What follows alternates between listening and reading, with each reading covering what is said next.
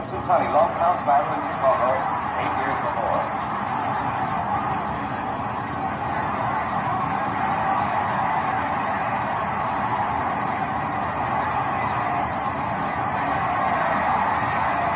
Everyone's stunned by the fury of Lewis's attack.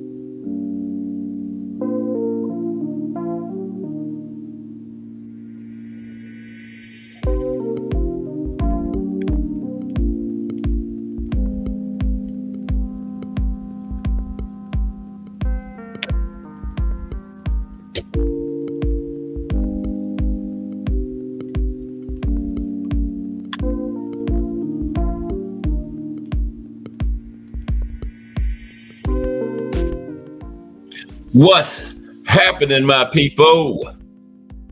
It's Cast Sports again, back for another afternoon with the family. Now, as usual, before I get started, let me give a shout out to the JBT community.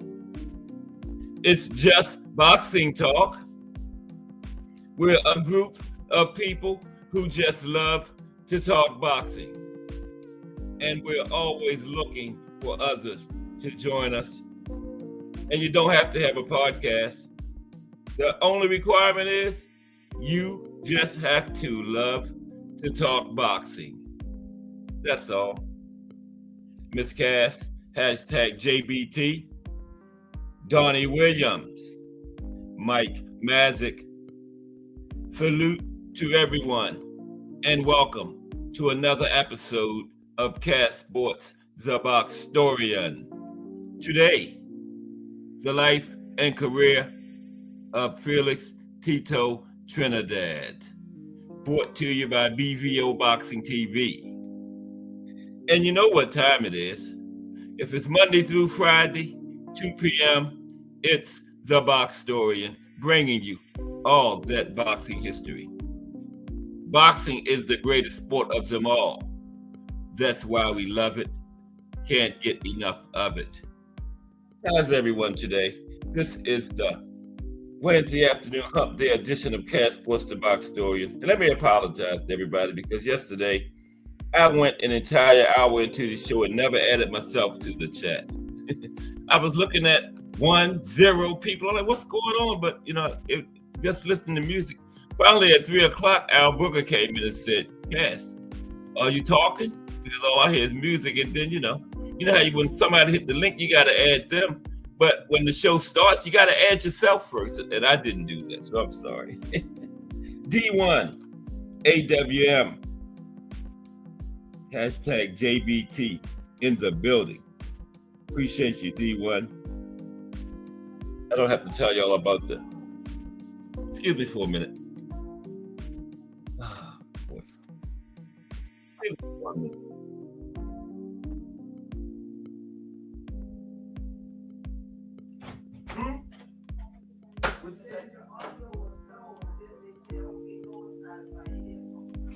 Okay.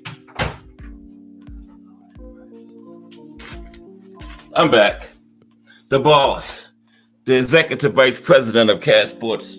My boss was saying something about my audio was low, but D1 says it's fine.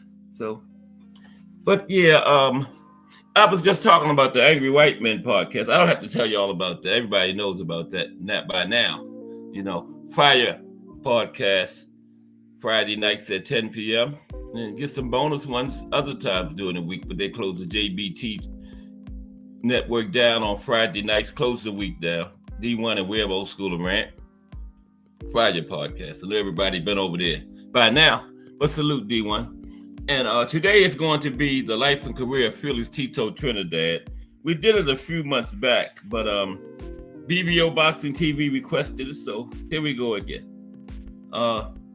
And so, yeah, we were at 2008 on the highlights of boxing history yesterday, and I did it, but I was talking to myself. Nobody heard it, so we're going to start with 2008 again. Okay. Appreciate you, D1. Okay, we're going to start with 2008 again. Did everybody see that fight this morning? So when are they going to stop rushing these prospects? You see what happened to that guy this morning? He had no business in there with Apataya. 11 fights in. And Keyshawn gets in there with Tank. 11 fights in, the same thing will happen. The guy almost got decapitated. He was on the mat for like over 5 minutes. Had no business in there with Apataya. 11 fights. There's a reason that they're called prospects, and gotta go through the process, Stop rushing these prospects in there with these champions, man. Stop doing it. And Keyshawn, you're supposed to call out the champions, but he's not ready. That fight this morning clearly showed you that. The man, 11 fights, and then you going up against a champion that's knocking out guys with 30, 40 fights. And then people will say, well, they look good, these 11 fight guys, but it's matchmaking. The matchmaking is designed to make the prospects look good early in their careers. Okay? So this morning was a perfect example.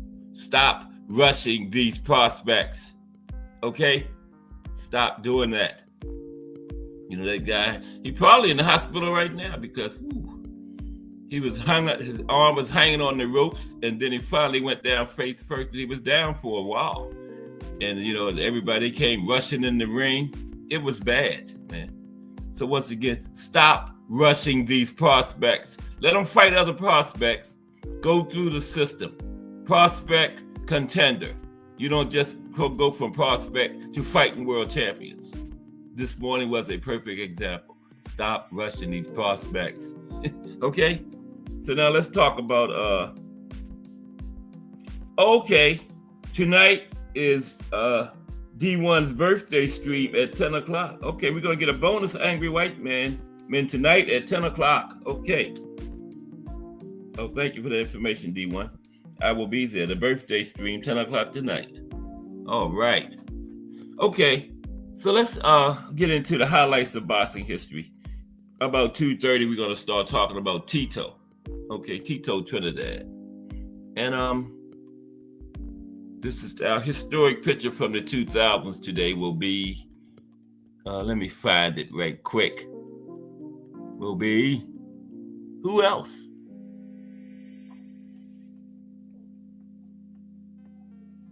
Coming up on it. Bear with me. Will be who else but Tito, right? He's a profile and everything. Yeah, he was active in those 2000s. So highlights of boxing history. We're going to start with 2008. I did it yesterday, but nobody heard me but me. Oh, an entire hour. I wasn't even in the show. Wow. Okay. First, February the 19th, 2008. No, January 19th, 2008. Ruslan Chagayev defends his WBA heavyweight title, defeating Matt Skelton by unanimous decision. That wasn't nothing special. I don't even know why I had that one on there. March 22nd, 2008.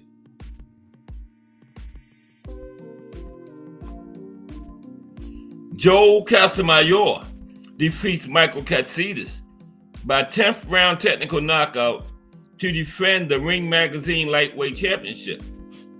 In a thrilling back and forth fight, Casamayor knocked Katsidis down twice in the first round, only to have Katsidis come back with a knockout in the 6th round. Casamayor knocked Katsidis down again in the 10th round, hurting him in the process, hurting him bad in the 10th round, and the referee stepped in and called a halt to the fight. Casamayor by 10th round, not TKO. Okay? 2008. I got all these things scratched out already from yesterday. April 12th, 2008. So I put another mark through. Chad Dawson defeats Glenn Johnson by a close unanimous decision and retains his WBC light heavyweight title.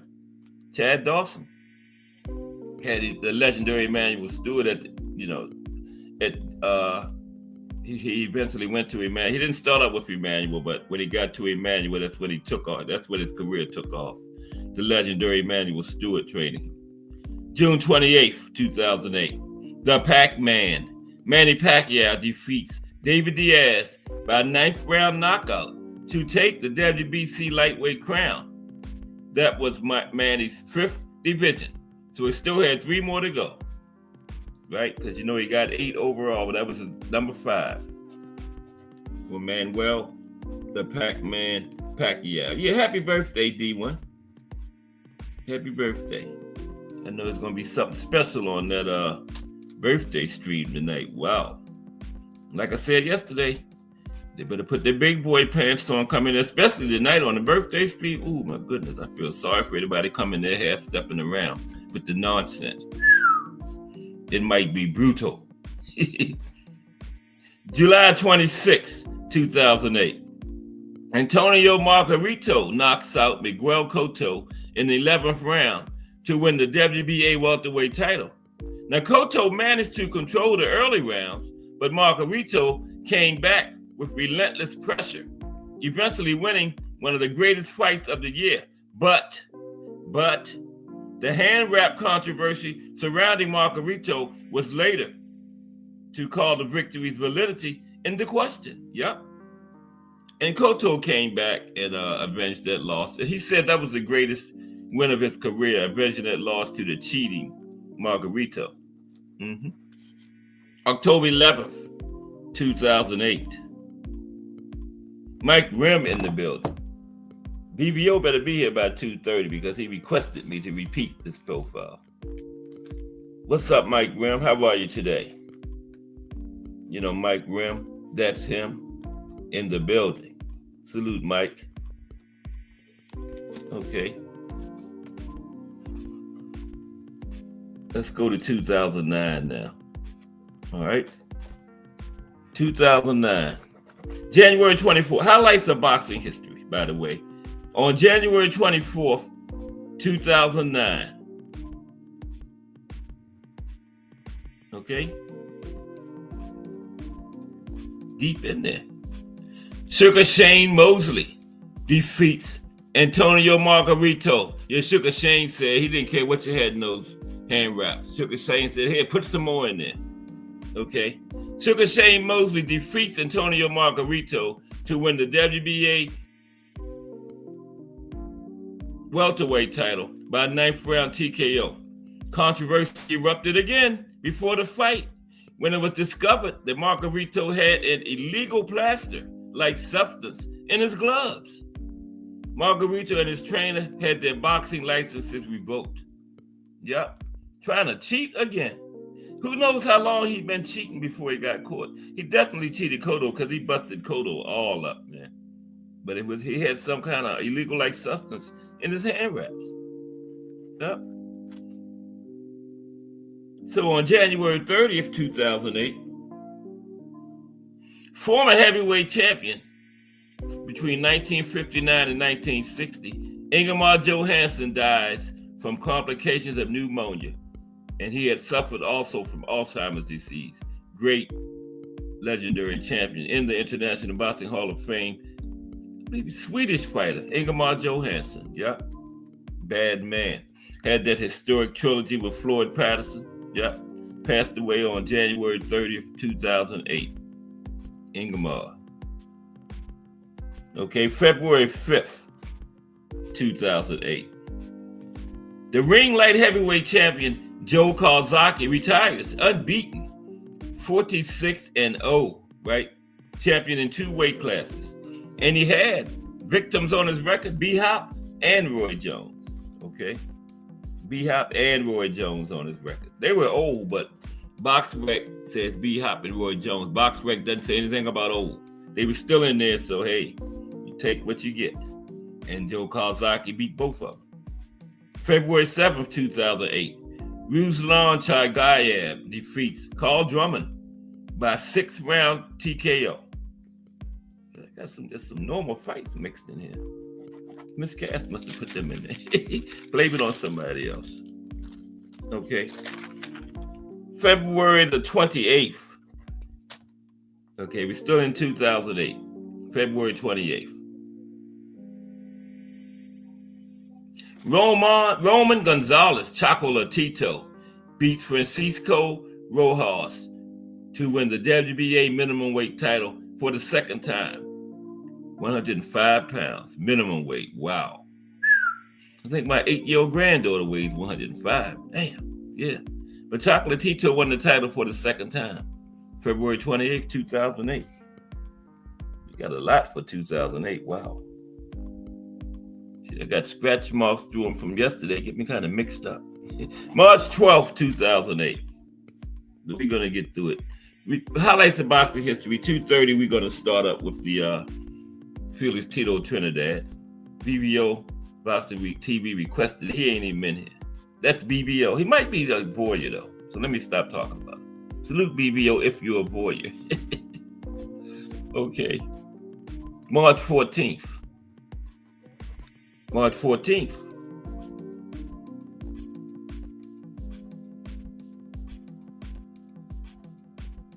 Wow. Bunch of them. Amir Khan defeats Marco Antonio Barrera after the fight was stopped toward the end of the 5th round. Barrera, suffering a severe cut, reopened from a previous fight by a clash of heads late in the opening round. He had suffered it in a previous fight, and Amir probably aimed for that spot, you know. I don't blame him. I would too, right? And Barrera deemed in no position to fight on by the ringside doctor. The fight went to the scorecards where Khan was ahead on all 3. Yep.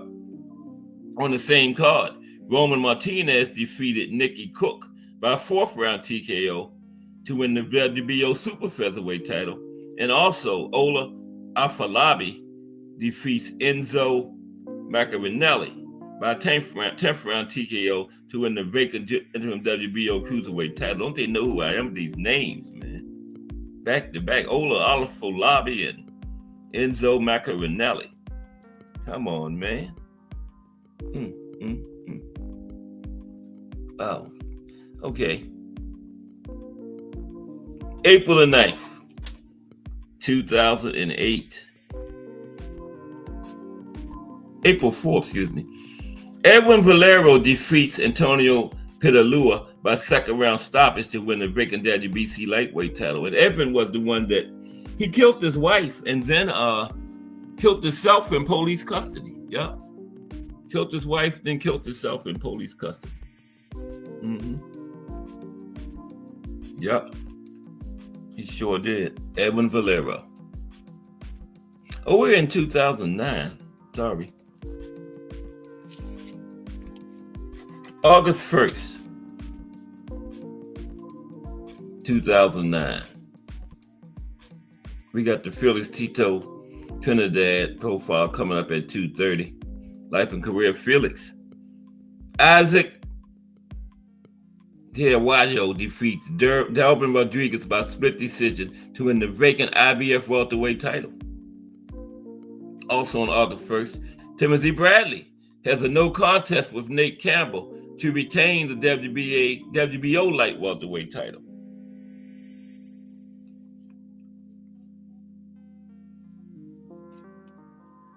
August 15th, 2008. Gabriel Campillo defeats Beirut Shumanov to retain the WBA light heavyweight title. October 10th, 2009. Wait a minute. Yeah, 2008. See, I got the things all scratched out from yesterday. That was my fault. Yes, too. It's 2000. That was my fault because I was talking to myself all day.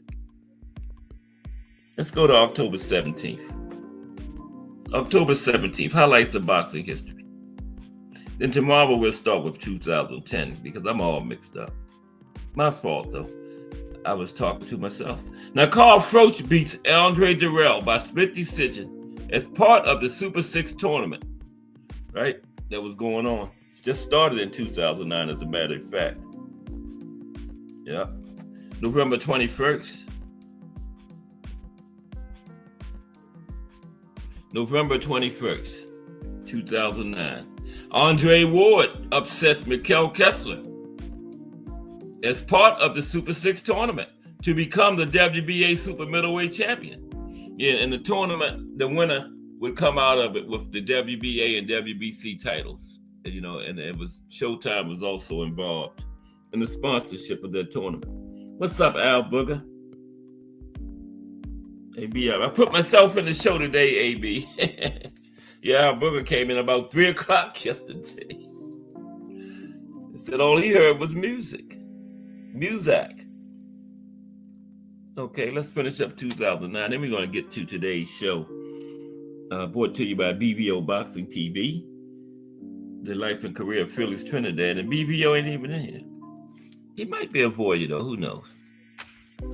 December 2nd, 2009. Just a couple more. Y'all see that fight this morning? Told y'all. Stop rushing those prospects, man. Stop it.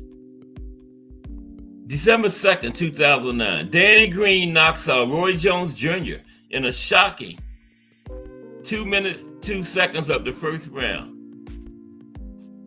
Left hand and a right cross to the temple. Then knocked Jones out cold.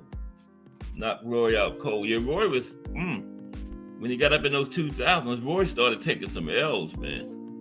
But he only lost once in the 90s, and that was by disqualification. Remember, he hit the guy when he was down, and then he came back in the rematch and stopped him in the first round. Finally, December 5th, 2009, Marco Huck defeats Ola Afolabi by unanimous decision to retain the WBO Cruiserweight title. Also on December 5th, Amir Khan stops Dmitry Salita in 76 seconds TKO. Wow. Minute and 16 seconds. The first knockdown came only 10 seconds into the fight. And that was Salita's first career loss. And also on that card, Kevin Mitchell defeated Breidis Prescott by unanimous decision in a WBO lightweight eliminator. That's it. Let's move to the show because I got scratch marks from yesterday and I done missed half of them. That was bad. Tomorrow we start with 2010. And tomorrow is going to be, didn't he, Mike Masick? The guy had no business in there, man. Like I said, they got to stop. You know, let these guys be prospects, man. You don't go from prospect to world championship level. There's a thing called contender in between prospect and world championship level. Come on. And then they say how good these guys look. That's because of the matchmaking. When you're a prospect, The matchmaking is designed to make you look good, man. And like I said in Just Do Show this morning, put Keyshawn in there with Tank, the same thing will happen. Somebody said, LOL, Tank ain't Apatai and Keyshawn ain't the guy he fought. But put him in there and see what happens then. Stop rushing these prospects, man. You know, they're called prospects for a reason. If you come into the game with 11 fights, ready to fight champions, you would not be called a prospect, right? So come on, man. Some of these people don't know shit about boxing, okay? Put Keyshawn in there with Tank right now and see what happens. No disrespect meant, but the same thing will happen, okay? Stop doing that, man. Everybody just can't come into pros and jump from prospect to the championship level, okay? You got to move up to contender. Fight a few other contenders. Fight at least one other contender first. 11 fights here and there with the world champion and almost got his head knocked off, you know? Draped on the rope with his arm first, then went on down. It's one of them slow motion knockouts. And he was a replacement, but they could have found somebody else, man, other than that guy, 11-0. And, you know, sometimes a prospect get beat like that, he might not never be the same, you know? He may never be the same. Taking a brutal knockout like that early in his career, I have no doubt if the guy would have got up there a few more fights, got to contender status, and then went to the championship level, he probably would have done better. But he's a prospect, man. Not to, you know, repeat the same thing, but stop rushing these prospects. But let's get ready to talk about Felix, Tito, Trinidad. Yeah, he beat him bad, man. Okay, let's get started with Felix, Tito, Trinidad. The life and career of Tito. That's him on the screen. That was our 2000 picture for today. We're going to talk about his life. That's like 17, 18 of his fights we're going to dig into. Tomorrow's going to be good too. Boxing in the States, New York. Okay? Hope everybody can hear me today. Yeah, tomorrow, boxing in the States, New York City. Okay? And excuse me for 1 minute. One momento. Count from 100 backwards to 0. I'll be back.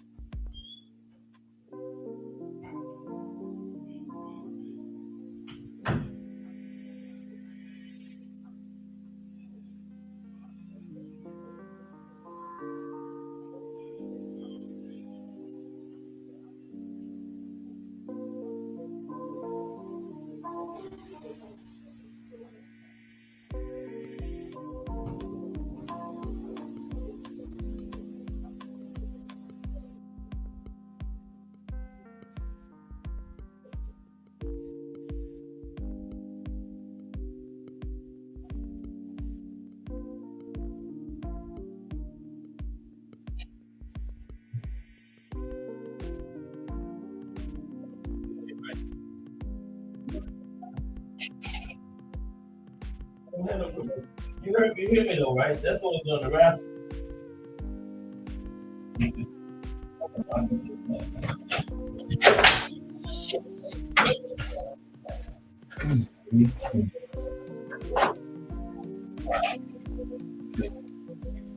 All right, I'm on the way back. Sorry about that. Okay, let's get ready to talk about Tito. The life and career of Felix Tito Trinidad. Okay.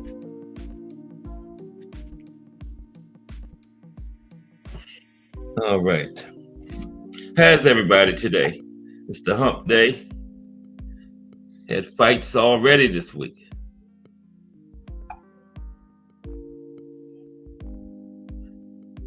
Yeah, I'm in the show today because I hear myself on Miss Cassis. She's right down the hallway there.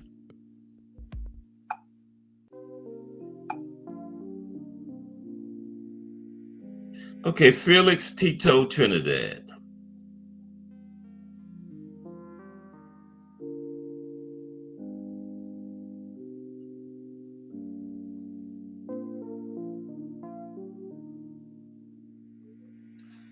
Okay. Now, Felix won Trinidad. He was born January 10th, 1973. Known as Tito, Puerto Rican, former boxer, former professional boxer, who competed from 1990 to 2008. He had an 18-year career. He held multiple world championships in 3 weight classes and is considered to be one of the greatest Puerto Rican boxers of all time. He won after winning 5 national amateur championships in Puerto Rico. He debuted as a professional when he was 17 years old, okay? And he won his first world championship by defeating Maurice Blocker to win the IBF welterweight title in 1993, a title he would hold for almost 7 years with 15 defenses, okay? As his career continued, he defeated Arthur De La Hoya to win the WBC and linear welterweight titles in 1999. Fernando Vargas to win the unified WBA and IBA junior middleweight titles in 2000, and William Jaffe for the WBA middleweight title in 2001. And we're going to go into these fights a little bit deeper later on, okay? Just touching on a little summary right now. Now, Tito fought out of the orthodox stance, started his career at 147 welterweight, also fought at junior middleweight 154 and middleweight 160. He was 5'11" tall, okay? He had a reach of 72 inches, and he had a professional record of 45 total fights. He won 42, lost 3, had 35 knockouts. That's an 83.3% knockout ratio. Not bad for Tito, 83.3% knockout ratio. Okay. Now, his first professional loss was against Bernard Hopkins in 2001. And following that, he retired from boxing for the first time. Now, he made his ring return by defeating Ricardo Mayorga in 2004. Then, after losing effort against Winky Wright in 2005, he retired for a second time, okay? But he came back again in 2008. He returned to the ring again and lost to Roy Jones Jr. Then he entered a hiatus without clarifying the status of his career. Now, he's frequently mentioned among the best Puerto Rican boxers of all time by sports journalists and analysts, along with Juan Laporte, Esteban de Jesus, Wilfredo Vasquez, Miguel Cotto, Wilfred Benitez, Wilfredo Gomez, Hector Camacho, Edwin Rosario, and last but not least, Carlos Ortiz. That's my greatest Puerto Rican boxer of all time, Carlos Ortiz. And I think this is going to run a little short. We're going to talk about those other great Puerto Rican boxers at the end of the show today. Crush the Legend in the building. What's up, Crush? How are you today? Crush the Legend, Monday through Friday, 6 a.m. with the coffee and donut. The best early show in the land. Crush the Legend. And we get some hip hop and other subjects sometimes, not just boxing. Crush the Legend is a very versatile guy. Salute, Crush. Okay. Yeah, one of the greatest Puerto Rican boxers of all time, though, no doubt, Tito. Now, in the year 2000, Tito was voted Fighter of the Year by the Ring Magazine and the Boxers Writers Association of America. He is ranked number 30 on the Ring's list of 100 greatest punchers of all time. He had some pop. I just told you, at 83.3% career knockout rate. 83.3%. Oh, shoot, what happened? Oh, okay. Just Do Boxing. What's up, Just Do? Salute. It wasn't me, Crush. I didn't hide you. I've been known to hide people by accident. I hit Thomas Hill by accident, but it wasn't me. But Crush is back with us. It happens. I was on Jay Hardcore's chat one time and hit Banky Pound by accident. I unhit him and then I left out of the chat. Yeah, I hit Banky by accident one time. So it happens, you know? Okay. Yeah, he was number 30 on the Ring's list of 100 greatest punchers. Tito was. And in 2002, the Ring magazine named him as the 51st greatest fighter of the past 80 years. In 2013, Tito became eligible and was voted into the 2014 class of the International Boxing Hall of Fame on his first ballot. He was officially inducted into the hall during a ceremony held on June 4th, 2014, and he became the 10th Puerto Rican fighter to receive that honor. Okay, let's look at Tito's amateur career. Look at his amateur career. Okay, now he was champion in the International Boxing Federation, in the World Boxing Association, and the World Boxing Council. Now, he had an impressive record with 42 wins and 3 losses, with 35 by knockout. Now, his career as an athlete in this discipline in the amateurs began at 12 years of age. And he won 5 awards on the amateur championships in his home country. In the 100 pounds, 112, 119, 126, and 132. And his amateur record was 51 wins and 6 losses. Okay, let's get on to Tito's professional career now. Okay, let's look at his professional career. Started out as a welterweight, 147 pounds. Let me take a drink. I was kind of dry.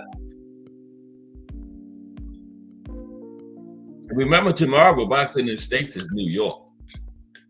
That's going to be Friday. We're going to have to start before 2:30 because New York is a long one. Got like 20 boxes I'm going to highlight from New York. Got some great fights up there at the Garden, the Polo Grounds, Yankee Stadium, Barclays. New York got the best venues in the world up there. Okay? Highlighted by the granddaddy of them all, the Garden. Absolute great Garden. Yeah, Tito started out as a welterweight. Now, he debuted as a professional on March 10th, 1990, when he was 17 years old, right? His first fight was against Angel Romero. Here's Angel. I couldn't find him in Angel, but that's Angel. His first fight, right? And they both were making their debut fight on that day. Yep. Both making their first fight against each other. So somebody's old had to go early, right? That don't happen that often. The Tito and Angel Romero. Now, in this fight, Trinidad won by knockout in the second round. At the beginning of his career, he knocked out 9 of his first 10 opponents, right? And then after those 10, he started competing against more experienced fighters, like Jake Rodriguez. Okay? That's him and Jake. That's what I could find. Yeah, he started competing against more experienced fighters. So like Jake Rodriguez, whom he fought on December 6, 1991. And he won this fight by unanimous decision. But he suffered an injury in the fight on his right hand. And then he was inactive for 5 months while recovering from the injury. Because, prospects, especially around that time, he might have fought like 5 or 6 times that first year. But he suffered an injury and he was out for 9 months. Okay. Then when he came back, he fought Raul Gonzalez. There's Raul. He fought him on May 3rd, 1992 in Puerto Rico. And this fight was the main event of the night. And both Gonzalez and Trinidad weighed in at 142 pounds. And Gonzalez came in with a record of 8 wins, 2 losses, 3 draws, with 5 knockouts. Trinidad came in at 13-0. And he had 10 knockouts at that time. Now, Gonzalez went down 3 times, and Tito took the victory in round 4 by TKO. And then he would add another knockout to his record and would now make it 14-0 with 11 knockouts. Okay? So now he's getting ready to go up for his to win the welterweight title. Okay? Now, he traveled to San Diego, California, and defeated Maurice Blocker. okay, in 2 rounds in a fight card on June 19th, 1993, televised by Showtime. Now, Trinidad spent the first 2 minutes of the fight analyzing Blocker's style. Then, with 11 seconds left in the first round, one of Trinidad's punches injured Blocker, who barely survived the round. Then, in the second round, Blocker's condition improved, but after the first 30 seconds, another Trinidad punch injured him again.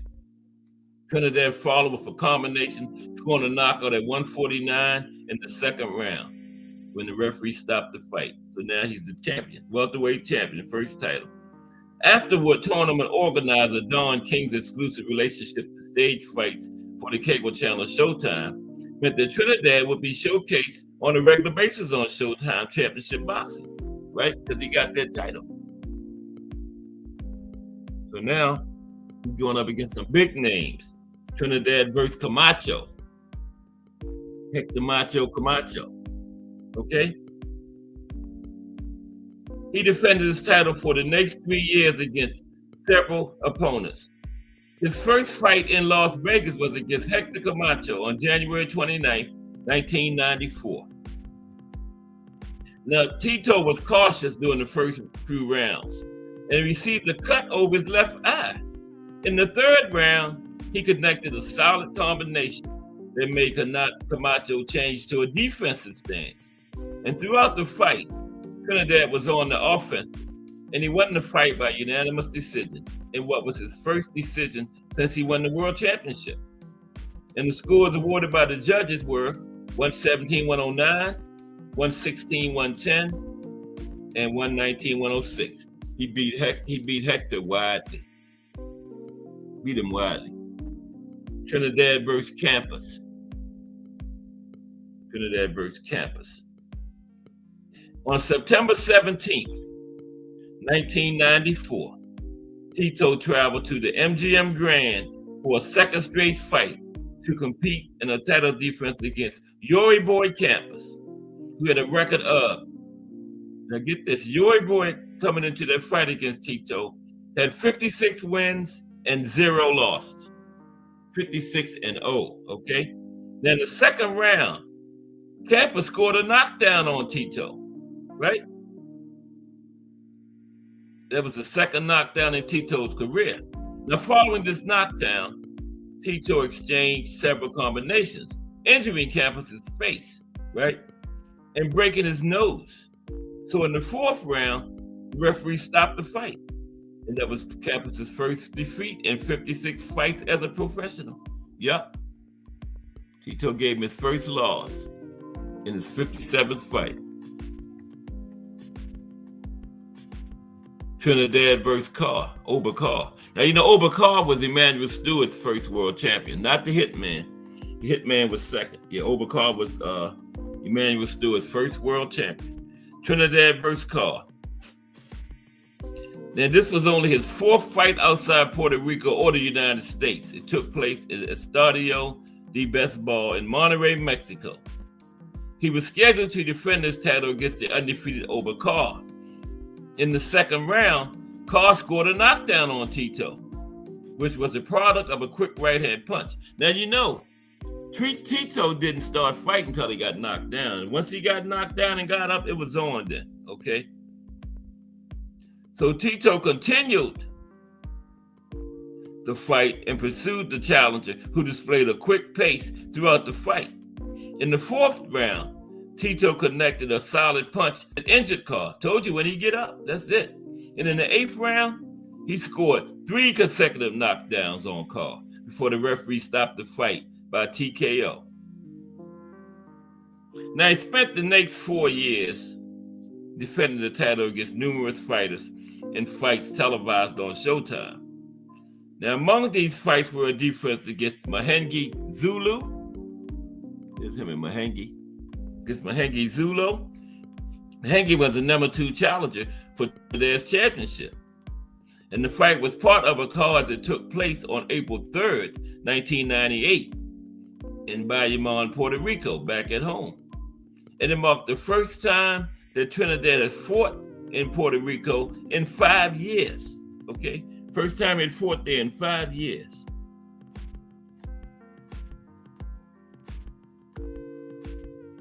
Anything happening in the chat?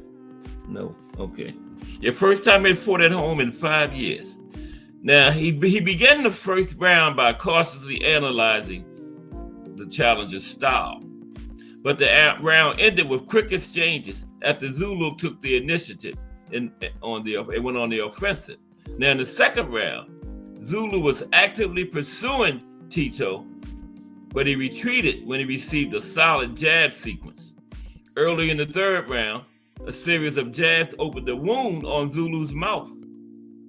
Now, while the challenger's punches were not quite reaching their target on Trinidad. Now, Trinidad began the fourth round heavily on the front foot, connecting several combinations, which hurt Zulu. And he was using this to land more punches on Zulu's head and body, on the front foot. He went on the offensive on it and started to land with regularity. One punch hit Zulu in the jaw, and he went to the canvas. And he tried to rise, but the referee stopped the fight before he could get up. Okay? Now, the next one was a big one. Trinidad versus Whitaker went up against Sweet Pea.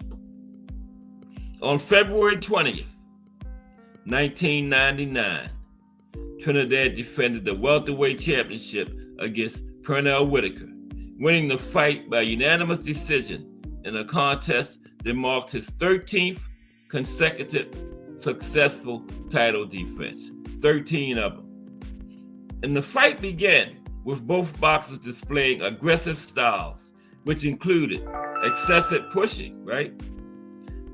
Now, in the following rounds, both fighters used their jabs most of the time, with Trinidad gaining an advantage when Whitaker attempted to attack inside. And Tito eventually scored a knockdown in the second round. In the fourth, fifth, and sixth rounds, the fighters exchanged combinations. Now, later in the fight, both fighters fell to the floor in what was ruled as accidental slips for both of them, right? In the seventh round, Whitaker displayed more offensive, trading power punches with Tito. But Tito retained control of the fight, right? During the 8th, 9th, and 10th rounds, Tito had control of the tempo.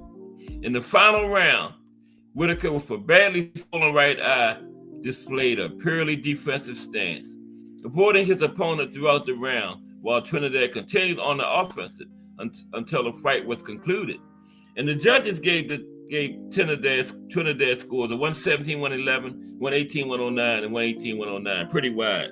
And Sweet Pea just gave it up because in the final round, he just went on the defensive and afforded Trinidad, and he clearly needed a knockout by then, by the final round. So he beat Sweet Pea widely. Then his next big fight was the Golden Boy. No, that's not what I was looking for. That's the little tournament. We come into that. His next fight was the Golden Boy, Oscar De La Hoya. In the spring of 1999, Don King and Oscar De La Hoya's promoter, the Bob Aaron, agreed to co-promote a mega fight for the lineal WBC and IBF welterweight championships on September 18th, 1999 at the Mandalay Bay Hotel in Las Vegas, Nevada.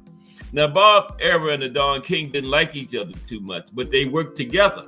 When it came to making that money in those big fights, they put the differences aside and worked together. And Tito and Oscar was a huge fight in 1999. Now, early in the fight, Oscar employed boxing to connect combinations while avoiding Tito's attacks. Now, the second round began with both fighters trading punches, but Oscar quickly returned to his previous tactic, which he employed in the third round.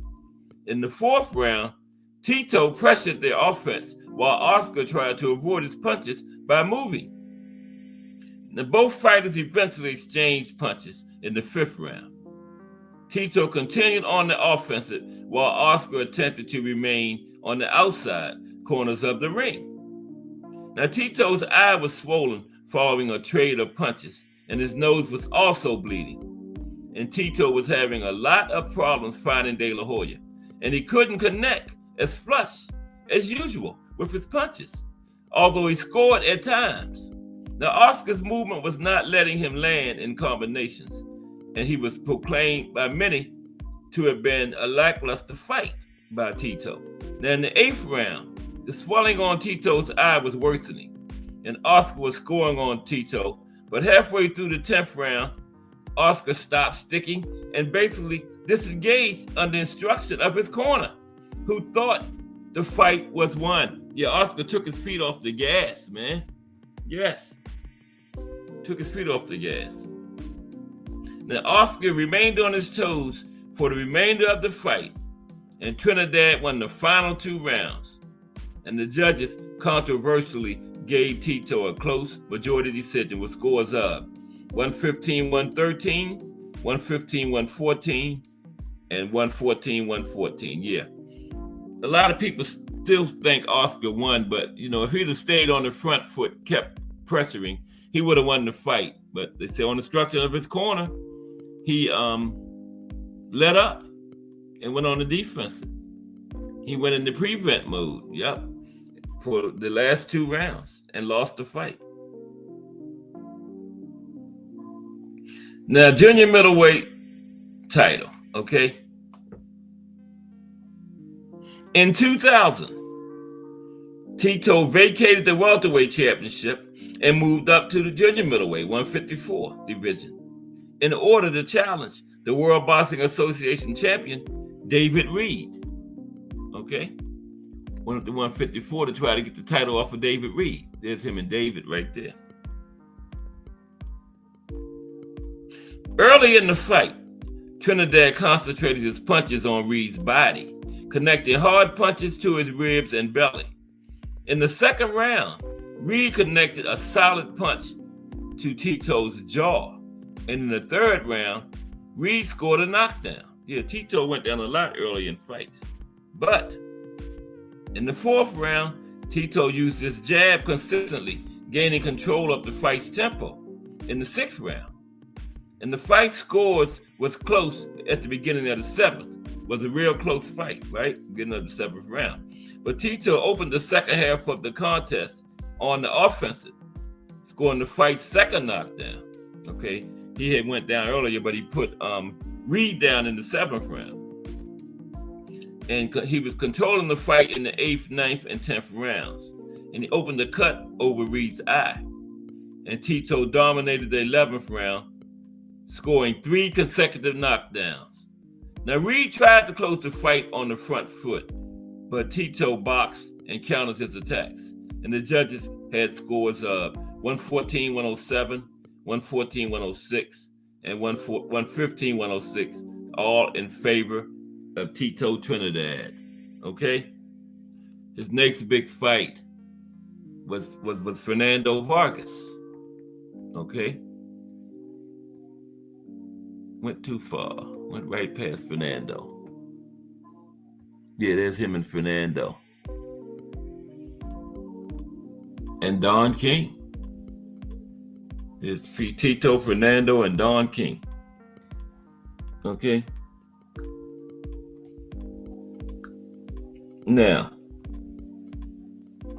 on December 2nd, 2000, Tito was scheduled to fight in a unification card against Fernando Vargas. Fernando had the IBF junior middleweight title, right? And Tito had just took it. Was it the WBA from Reed? I believe it was the WBA, but it was a unification. Now the fight began at a fast pace, with Tito connecting a solid left hook that led to Reed being knocked down. Vargas being knocked down. Now Vargas was able to get up, but another classic left hook led to another knockdown. Okay? Now early in the 2nd round, Tito was on the offensive, but Vargas connected a solid combination at the end of the 2nd round, which caused a slight swelling under Tito's right eye. Then in the 4th round, opening seconds, a Vargas short left hook connected on Tito's jaw, and he fell on his backside, getting up immediately. Told you Tito went down a lot early in fights, but he got up immediately, right? And this was the 8th knockdown of his career. Now in the 5th round, Vargas was in control of the fight's offensive, connecting combinations to Tito's body. In the 6th round, Tito regained control of the fight's tempo, and that lasted throughout the rest of the fight, right? He connected punches on Vargas's head and left jabs to the ribs. In the 8th round, Vargas displayed signs of exhaustion, which slowed his offense down, while Tito then pursued the offense with combinations to the body. This pattern continued throughout the 9th, 10th, and 11th rounds. In opening the final round, Vargas was on the front foot, connecting a solid left hook. Tito countered the attack with his own left hook that made Vargas go down once again. Now, Vargas was able to get back up again, but he was subsequently knocked down for a second time. With Vargas injured, Tito continued connecting combinations, and he ended the combination by putting Vargas down for the 3rd time in the 12th round with a right hand, which resulted in the referee waving the fight off, making Trinidad the winner. Now, during the fight, Tito was penalized twice for low blows, although the second one was legal, being exactly on the belt line, but the referee called it low. But he didn't get any points taken, just got warnings. And Vargas himself was penalized 2 times for low blows. Yep, Vargas got penalized for low blows also. Okay, so now he's going to middleweight, okay? William Joppy was his next opponent first opponent at middleweight, moving up again. Because remember, he fought at welterweight, junior middleweight, and middleweight was his 3 divisions. World champion at all of them. Now, following his fight with Vargas, Tito moved up in weight, this time to participate in Don King's middleweight unification tournament, featuring, okay, now that's what, where was I? Okay. You're right there. Now, this tournament featured IBF champion Bernard Hopkins. It is Bernard, second from the left. WBA champion William Joppy. That's William Joppy all the way over on the left. No, that's Keith Holmes. Joppy is to the right, sorry. Keith Holmes was a WBC champion. And Tito, what did Tito have? Well, Tito was matched with Joppy, whom he defeated by technical knockout in the 5th round. Tito had the IBF, I believe. Yeah. So it was Joppy, B-Hop and Keith Holmes fought, and Tito and William Joppy fought, and then the winner would fight for undisputed at middleweight. Yeah, that's what they need to do nowadays, man. Get them belts down to one man. But you know, Don King believe in the money, and it's just like Don, doing something like that. Okay. So they had this tournament for undisputed at middleweight. Now, his first opponent in this tournament was William Joppy. That's B-Hop.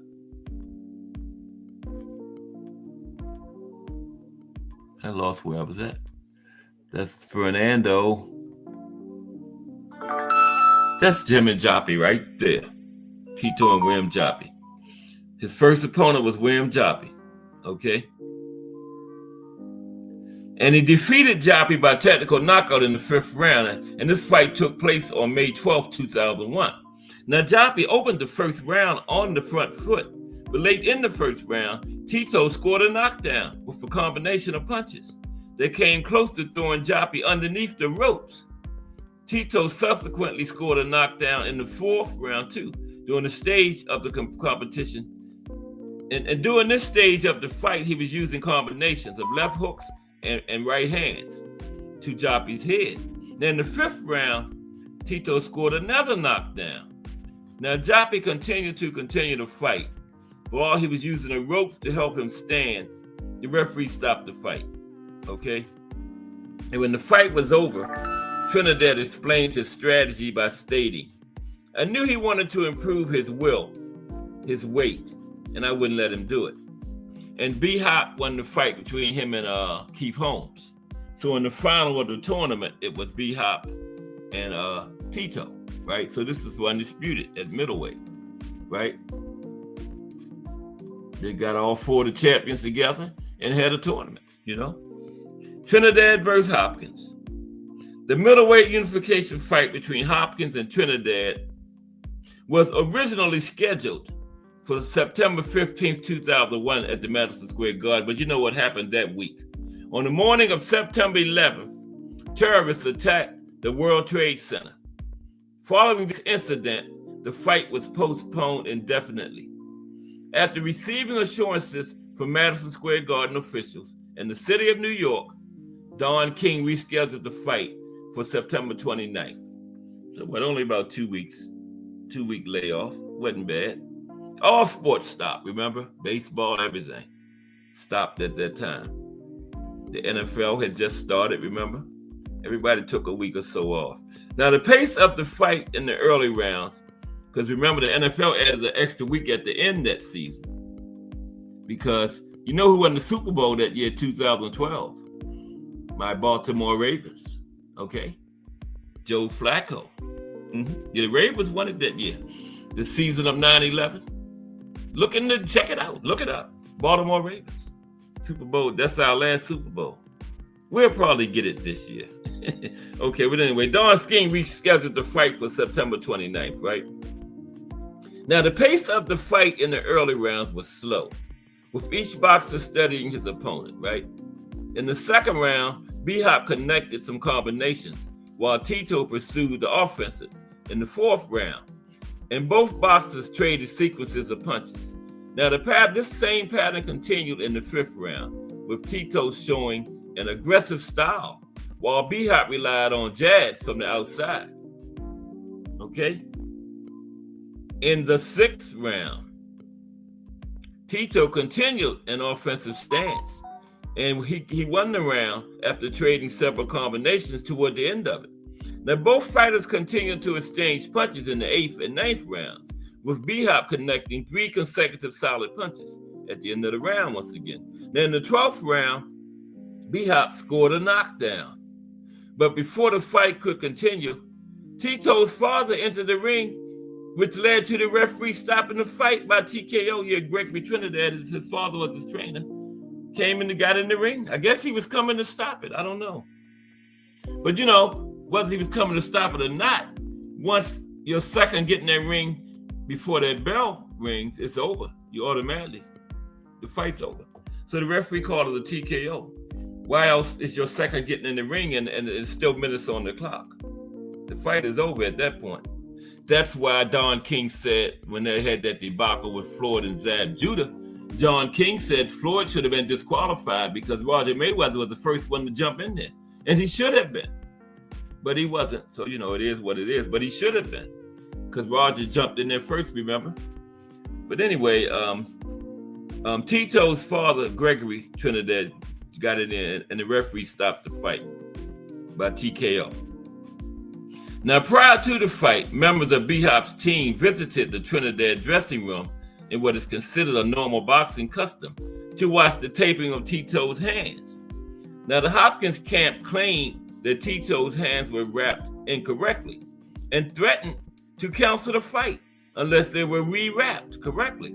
Now, Nassim Richardson, who was part of Hopkins' corner for the Trinidad fight, clarified that Tito's wraps were not wrapped in accordance to the New York Commission laws, but his hand wraps did conform to the rules of other states.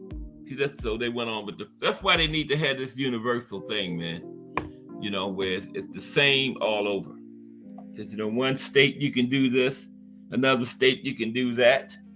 You know, they need one, like every other sport, no matter where you play it. Like the NFL, you play it, NBA, you play in Canada. It's the same rules as playing anywhere in the United States. But boxing is just different. Every state got their own state boxing commission, and they got 50 different sets of rules, or however many states it is. 50-something different sets of rules, man. But I guess they want it like that. You know, it's easy for the controversies and stuff to happen, right? Okay, but let's continue. B-Hop won that one. Well, I didn't. Yeah, B-Hop won that one. Yeah, his father jumped in the ring. I guess he was coming to stop it, but the referee called a TKO before he had a chance to throw the towel or whatever in. Now, his next fight after that, after B-Hop, okay,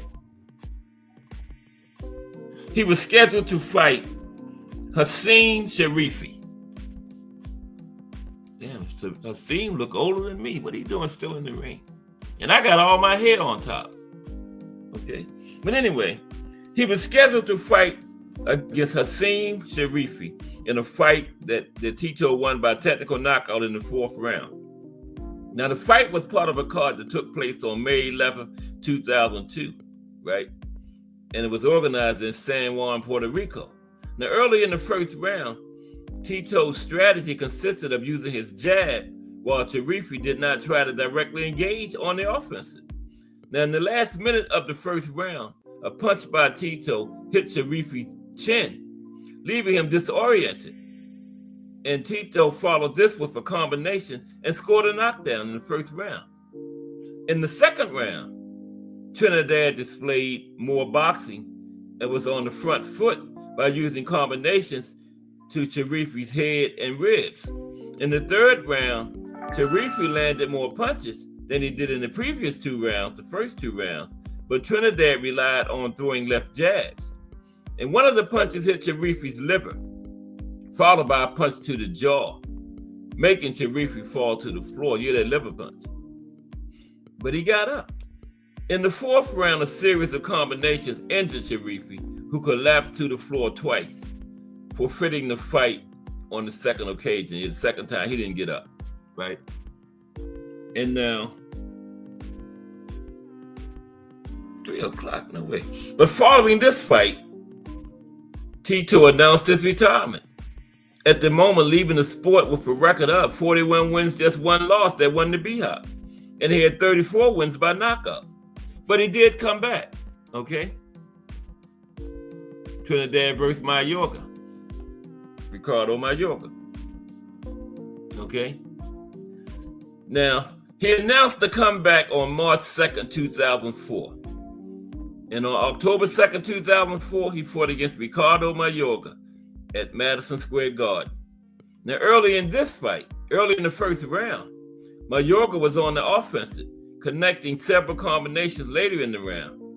Now, Trinidad connected some punches also to Mayorga's face. Now, Mayorga reacted defiantly, lowering his hands, which Trinidad used to continue the offensive during the closing seconds of the round. That's what you're supposed to do, right? You're going to put your hands down? Yeah, I'm coming. Now, in the 2nd round, Trinidad continued connecting to Mayorga's face, which caused Mayorga to start bleeding from his nose. And the round ended with both fighters exchanging punches. The 3rd round, Mayorga attempted to counter with punches to the body, but he did not do significant damage to Tito. However, later in the round, one of these punches made Trinidad lose his balance, and he touched the floor with one glove, which the referee counted as a knockdown. Yeah, any part of your body touched that mat other than the bottoms of your feet, that's a knockdown, right? Other than your feet, that's a knockdown. So yeah, it went down in that round. In the 4th round, both fighters traded hard combinations. In the 5th, Tito displayed control of the offensive tempo, injuring Mayorga and opening a cut under one of his eyes. This pattern continued in the 6th and 7th rounds, and the cut on Mayorga's face began to swell and started to get worse, right? In the 8th round, Trinidad scored several knockdowns, put Mayorga down a couple times in the 8th. But Mayorga continued to fight. He got up both times. But he got put down a 3rd time in the 8th round, and the referee stopped it by technical knockout. So Tito in his comeback fight won by technical knockout. Yeah. Okay. Bear with me for 1 minute, please. Hope everybody's enjoying the show. Okay. Okay, let's get back to it. Okay, next big fight is Winky Wright. Let me get back up here where I was at. Winky. Ronald Winky Wright. Okay. There we go. Trinidad versus Wright. Don King again in the middle. Okay. Now, on May 14th, 2005, Trinidad competed against Winky Wright in a fight where the winner would become the World Boxing Council's #1 challenger to the middleweight division, right? Would become the #1 contender. I believe B-Hop still had the title. B-Hop was undisputed, remember? Now, Winky won the fight by decision, receiving scores of 120-107 and 119-108 twice while he watched through a shutout on one card by the judges. Now, Tito's fighting style appeared to be out of rhythm in the first round, while Winky presented a defensive stance and relied on jabs, because Winky is one of the only fighters that could, when he put his guard up, he could cover his head and his all the way down to his waist damn near. So, you punch a fighter in the head to try to bring his up, or punch him in the body to try to bring his hands down. You couldn't do that with Winky. He had the head and body covered simultaneously. He hit some long arms, Winky did, yeah. Yeah, right. So where was I? Yeah, Winky preserved a defensive stance and relied on jabs. Now, during the first 3 rounds, Winky was on the offensive, going with those jabs. Then in the 4th round, Tito connected a solid combination. In the 6th round, Winky continued the strategy used in the previous rounds, while Tito employed a strategy where he tried to neutralize their opponent's punches by standing in front of Winky. In the later rounds, Tito tried to take the contest offensive, but his adversary, Winky, managed to block most of his punches while continuing his previous tactic. Told you Winky could, he had the head and body both covered. He had that long reach, man. In the 12th round, Tito pursued Winky while trying to score a knockout, because he needed a knockout, because you saw those scores. He barely won 2 rounds. But Winky boxed away from him until the round ended. Winky went on in the prevent mode, like Oscar did, but Oscar wasn't that far ahead to go in the prevent mode. Winky was. Now, following this fight, Tito retired temporarily again after his father informed him that he would not continue in his corner. Yeah, his father, Gregory, told him he wasn't going to train him anymore. So Tito retired. But he came back again. This time, the second comeback, he fought Roy Jones Jr. Okay? So Trinidad versus Roy Jones Jr. Tito came out of his second retirement for a fight against former 4-division champion Roy Jones Jr. on January 19th, 2008. Now, according to the contract, it was contested at a catch weight of 170 pounds and was broadcast live on HBO pay-per-view. And the fight took place at Madison Square Garden in New York City. Now, Tito began the fight on the offensive, and he won the first 2 rounds. The 3rd and 4th rounds were won by Jones, who relied on the velocity of his punches. This pattern continued in the 5th and 6th rounds.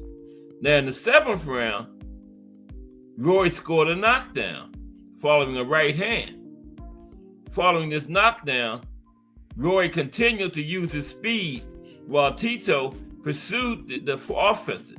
Now, in the 10th round, Roy scored a second knockdown after landing a combination, and the judges declared the fight a unanimous decision in favor of Roy Jones with scores of 117-109, 116-110 twice. So yeah, Tito is starting to get beat widely now, so he finally retired for good. Kensaw Love won in the building, and of course Jarrell had it. What's going on with that, man? Why y'all always coming together? I mean, it probably ain't my business, but yeah. Kensaw Love won, but salute anyway. Appreciate both of y'all, man. Regular Cast Sports supporters. Kensaw Love won, and Jarrell Hattie, one of the 4 kings of the panel. Jarrell Hattie Jarrell Hattie, Cass Sports, the legendary Thomas Hill, and Define Arnie One, the four kings of the panels in these YouTube streets. Okay, so now, yeah, he retires for good this time. Okay, after the Roy Jones fight, he came back for one fight, and his father wasn't training him no more. So and he was starting to get beat widely because remember Winky washed him, and then Roy beat him widely. Okay, so retirement. After the Roy Jones fight, Tito was inactive for almost 2 years. Now, he announced on October 14th, 2009, that he was between 95 and 98% sure that he would not fight anymore, right? And during this time frame, he made sporadic public appearances, attending fights and participating in public activities, including a ceremony where Juan Manuel Lopez and Yvonne Calderon received rings for 5 successful defenses of their world championships. And then beginning in July 2009, Tito became involved with the World Wrestling Council, participating as a guest referee at their anniversary show. 3 months later, he was included in a storyline that also included Orlando Colon. In 2010, Tito expressed interest in purchasing the Changos de Naranjito. If Define Arnie was in there, he could probably tell us what that is, because I don't know. Okay. Now, I got some other Puerto Rican fighters we're going to talk about right quick, too. Okay. Now, on September 12, 2018, Judge Anthony Cuevas Ramos signed a letter which declared that the Banco Popular de Puerto Rico must pay Trinidad $2 million within 24 hours due to them owing him interest money from his personal accounts at the bank. Now, on February 13th, 2023, the Trinidadians reached a confidential agreement to solve their problems with their debtors, including Banco Popular de Puerto Rico, without going to court. Now, let's look at his personal life. Okay, then we're going to shut it down. Personal life for Tito Trinidad. Okay. Now, he was born in Fajardo, Puerto Rico, to a Puerto Rican family. During his childhood, the family moved to Cope Alto, a subdivision of San Juan, Puerto Rico, where he grew up at.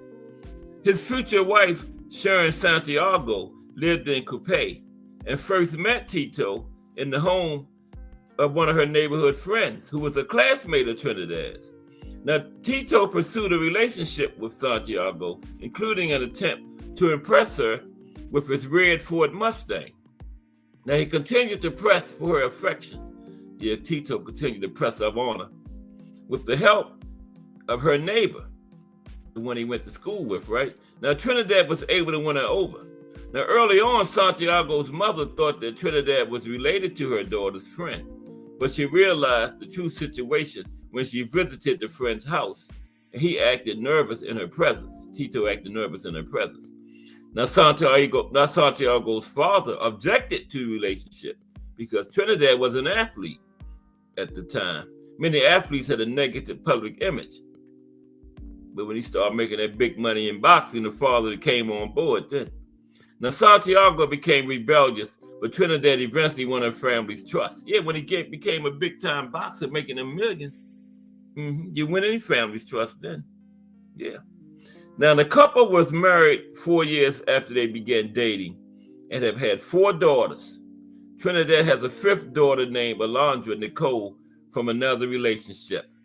And there you have it, the life and career of Felix Tito Trinidad. Okay, let's talk about some of these other Puerto Rican boxers we got. The greatest Puerto Rican boxer of all time is Carlos Ortiz. Okay, that's my greatest Puerto Rican fighter of all time. The great Carlos Ortiz fought back in the 60s. He was the first modern day lightweight champion, okay, recognized by the WBA and WBC, the only 2 major sanctioning bodies at the time in 1962. Carlos was the first modern lightweight champion. What did I say? Puerto Rico? I meant lightweight, 135. Carlos Ortiz, bad man. Sorry, Roberto Duran. I don't know. Roberto might be in front of Carlos as far as about the lightweight, but Benny Leonard is in front of both of them. Okay, but Carlos is my number one Puerto Rican fighter. Okay. Carlos Ortiz. No, he's the Carlos Ortiz. Yeah, I got the wrong one. I got a golfer. I want Carlos Ortiz, the boxer. I got Carlos Ortiz, the Mexican golfer. I want Carlos Ortiz, the Puerto Rican boxer. Okay? Let me get him going on up here. It has everybody doing this hump day. It is hump day, right? Yeah, there we go. There's Carlos, the boxer. Now, Carlos held world titles in lightweight and junior welterweight divisions, right? Known as one of the best Puerto Rican boxers of all time by sports journalists and analysts. As of January 2018, Ortiz holds the record for the most wins in unified lightweight title history with 10, okay? In 1991, Ortiz was inducted into the International Boxing Hall of Fame. In 2002, he was voted by the Ring magazine as the 60th greatest fighter of the last 80 years. And he was number 20 in 20 first place on the box rankings of the greatest pound for pound boxers of all time, the great Carlos Ortiz, okay? And he had a total of 70 fights in his career.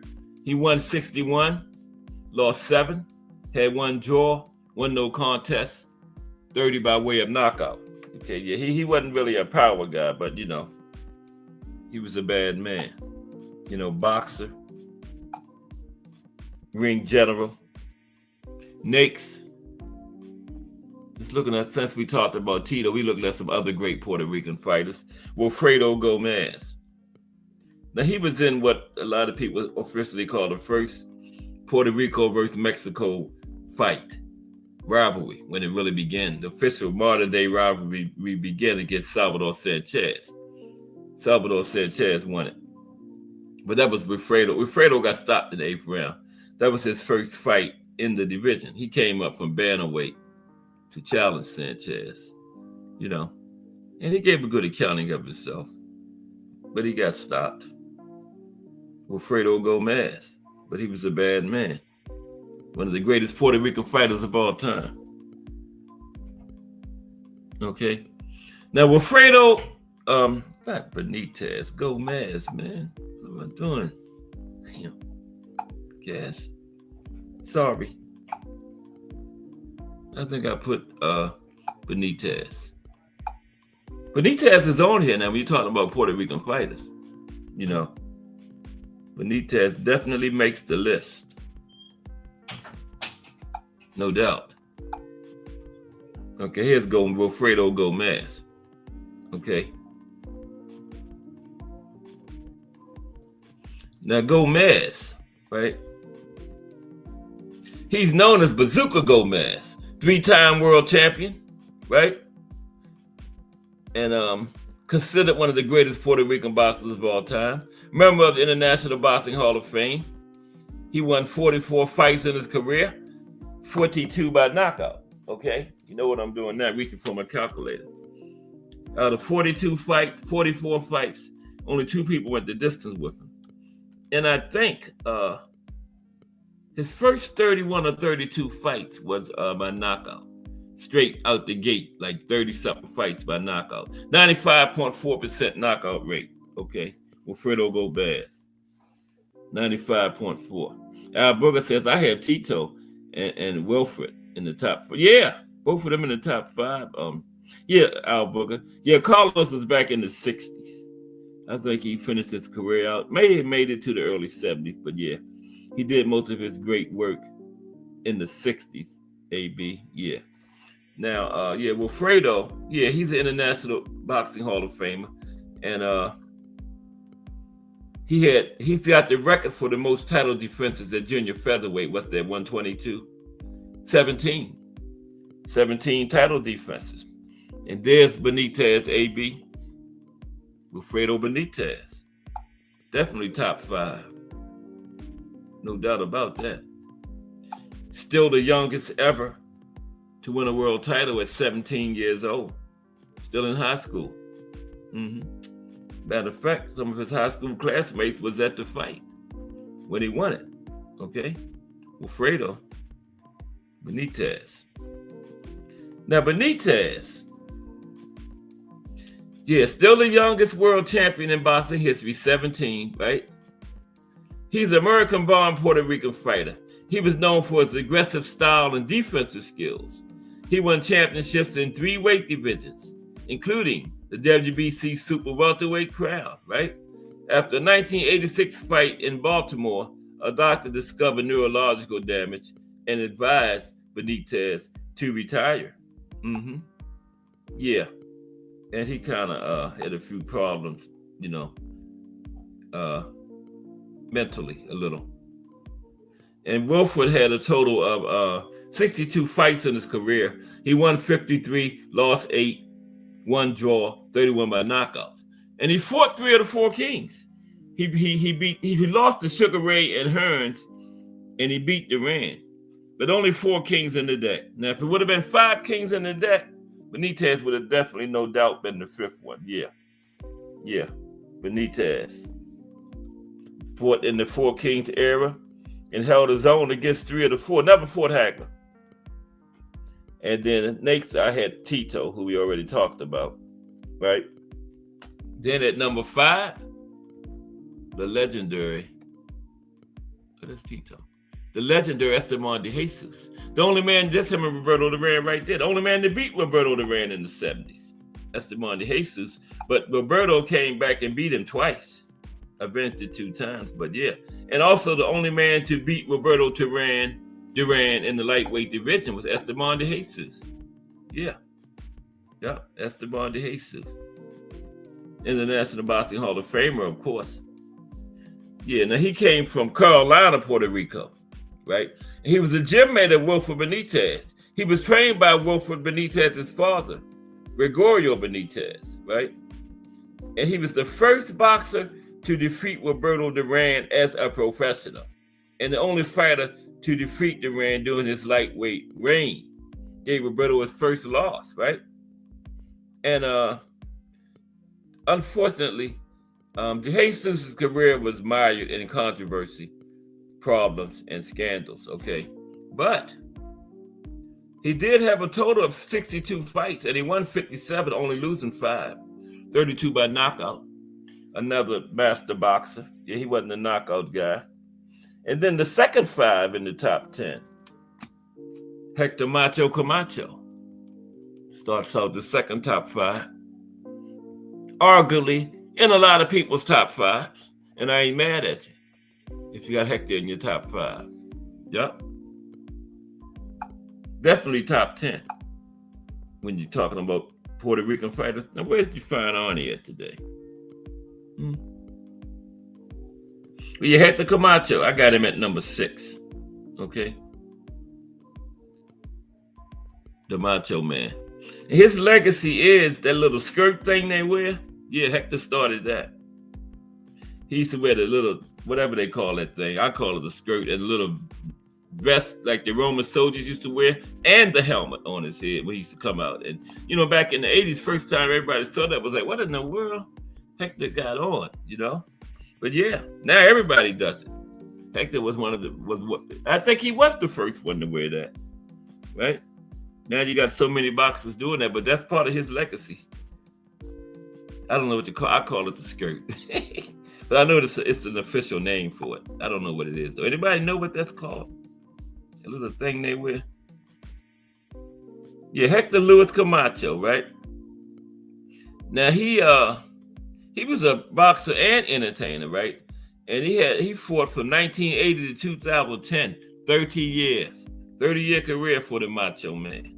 Okay, he's known for his speed and flamboyant style. He became a world champion in 3 weight classes, and he won the WBC lightweight title in 1986. And he retired from boxing with a record of 79 wins, 6 losses, 3 draws. What's that? 85 fights. and he had 38 knockouts. Camacho was known for his unusual ring entrances, including once wearing full Roman soldier attire. That's what I was just talking about. I thought he did it more than once. I've seen him do it a number of times. I don't know what they're talking about. Okay. The great Edwin Rosario at number 7. Edwin was a bad man too now. Thomas Hill. What's up, T. Hill? Yeah, we're going to get some link time in a minute. I just wanted to cover some of these other great Puerto Rican boxers since we talked about Tito today. This profile was brought to you by BVO Boxing TV. He didn't even show up. I'm going to get BVO, man. He gave us this profile for today. He might be a voyeur, I don't know. But yeah, brought to you by BVO Boxing TV, today's profile on Tito. But yeah, Edwin Rosario. I got Edwin at number 7 when it comes to all-time Puerto Rican fighters. Yeah, Edwin Rosario. We're going to do 3 more, and then we're going to get the link in there. And chop it up to about 4. Man, we went to like 4:30, all in Just Dude's time yesterday. But man, they was cooking so hard. T. Hill and Define Arnie and Aunt McQueen. I don't know where Jarrell was at yesterday. Jarrell was in the chat, but he didn't come up. He normally comes up. But yeah. Edwin Rosario. Let's touch him real quick and then get to this link. Now, Edwin competed from 1979 to 1997, 18-year career. Yeah, most of those Puerto Rican fighters have long careers, man. I don't know why, what it is, but yeah. Like Camacho had 30 years, right? Now, Edwin was a 2-weight world champion, 2-weight class world champion. He had the WBC lightweight title from 1983 to 1984, and he had the WBA lightweight title twice between 86 and 1990. And he had the WBA super lightweight title from 91-92. He had the lightweight title twice, and he had the super lightweight. And he died from pulmonary edema at age 34 in 1997. Okay. And he went into the International Boxing Hall of Fame posthumously in 2006. Edwin did. And Edwin had a total of, in his career, we're going to get about 20 minutes of link time. He fought 53 times. He won 47, had 6 losses, right? 41 by knockout. That ain't bad. Come here, calculator. 41 by knockout. How many wins did I say he had? Man, hurry up, Cass. 47. 410 divided by 47. Come on, man. Man, he be cooking so hard, I can't wait to get that link in there. Where's the 4 at, man? There we go. Yeah, knockout rate of 81 point. No, that ain't it. Okay, Edwin had 41 knockouts. Okay. Divided by 47 wins for a knockout ratio of, why it keeps, 87. No, that's, I guess 87.2%, because that's a lot of fights. The more fights, the higher your rate is. When you have a lot of knockouts, the lower amount of fights, the rate is usually lower. But he had 87. Okay. So next, number 8. Some of the top Puerto Rican fighters of all time. Miguel Cotto. Come up close to this era. Miguel. Mrs. Just Do, how are you today, Mrs. Just Do Boxing? Good to see you, Queen. How are you? Just Do Boxing coming up at 4 p.m. The Voice. He's going to give us that fire, unbiased boxing talk. Everybody gets to Just Do it, Just Do Boxing. Okay? See, I'm the co-main, and we got the main event coming up at 4. But salute, Mrs. Just Do. Very good to see you in here. Okay. Now who was next? Miguel Cotto. Yeah. Come up close to this era. And Miguel was a bad man with that left hook. There's Miguel right there. Let me put him up there. There he is, hitting, clocking Canelo. But you can't hurt Canelo. No. Canelo just took that punch and looked back at him and swung back. Now Miguel competed from 2001 to 2017. 16 years. Told you about them Puerto Rican fighters. Longevity, man. Now, Miguel was the first Puerto Rican boxer to win world titles in 4 weight classes, from junior welterweight to middleweight. Junior welterweight, welterweight, junior middleweight, and middleweight. First one to get 4, first Puerto Rican fighter. That's big. He was known for his courage, tenacity, and professionalism.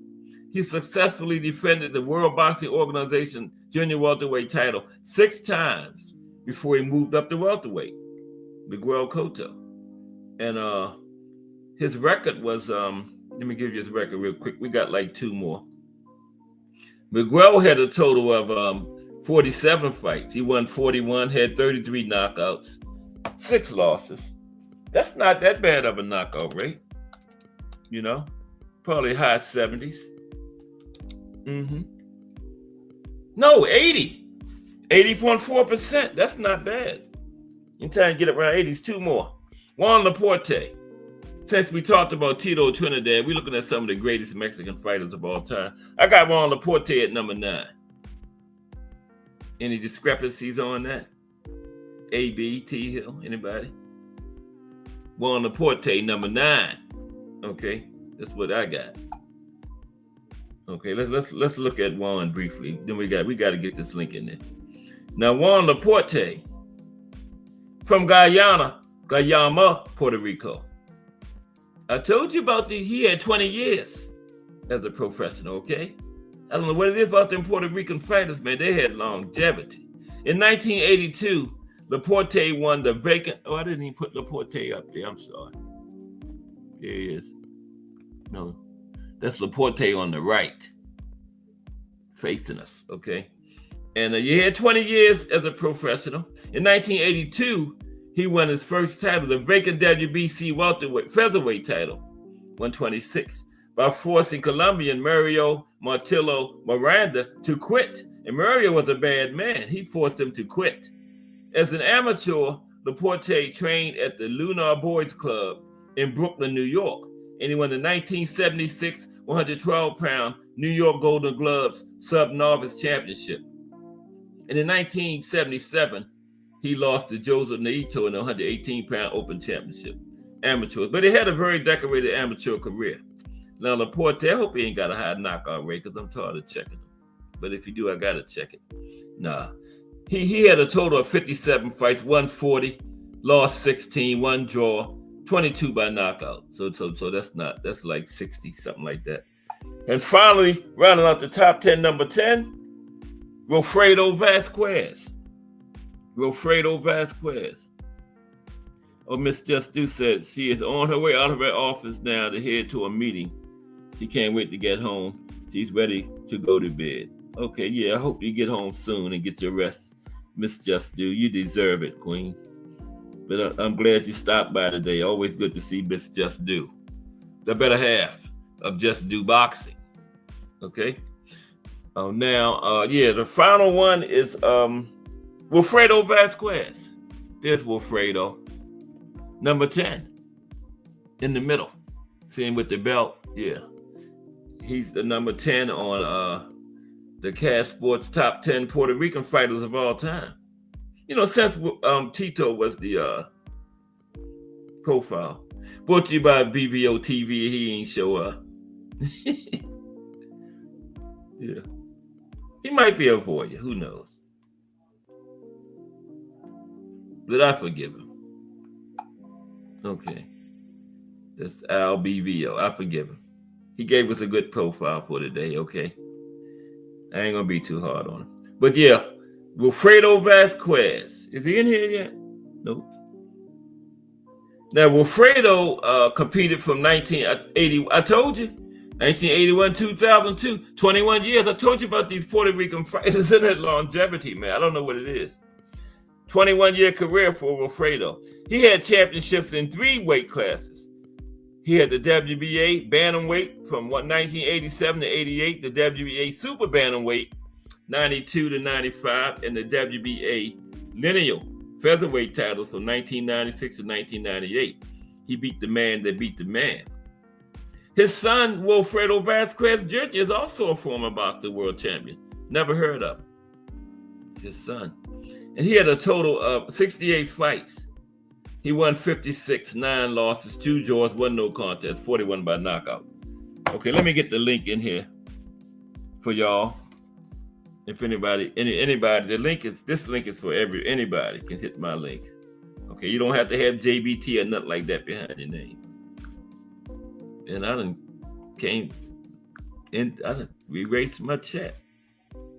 There it is, it's back. Okay, it's going to take me a second. How to become an expert at the link. Now watch me mess it up. T Hill gonna be saying bad link. I think T Hill like saying that. Hey T Hill, what's happening? The legendary Thomas Hill in the building.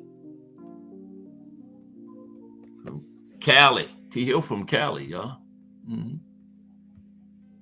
Yeah. Man, I remember one time me and T Hill, I was coming on 11 o'clock at night. We talked boxing from like 11 o'clock at night till like 5 or 6 o'clock the next morning, man. Just us two was in here. Mm-hmm. Remember that, T Hill? Just me and him all night. Talking boxing, man. This great sport we love. Every time we got ready to get off, one of us said something else and started a whole nother hour conversation up. Yep. We was trying to get off, but one person said, what about this? No. Oh, I didn't hit ink. I thought I had hit enter and put the wrong link in. Said, what about this? And we was off again for another hour. But it was enjoyable, though. T. Hill is a very knowledgeable boxing person, man.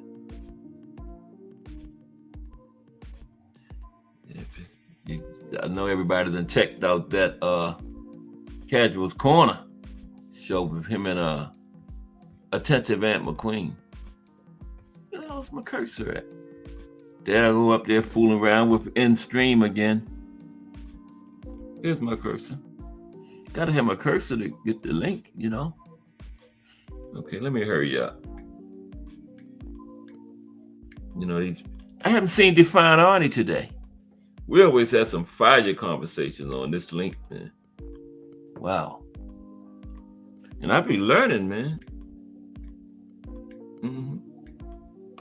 Okay, let me see. Everything's right.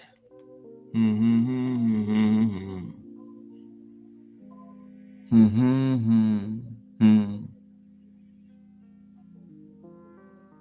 Oh no, that's not right, Cass. You really mess up at you bragging about how good you is.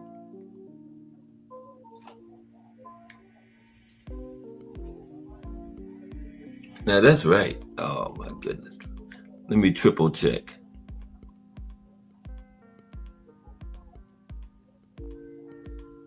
Okay, here's the link.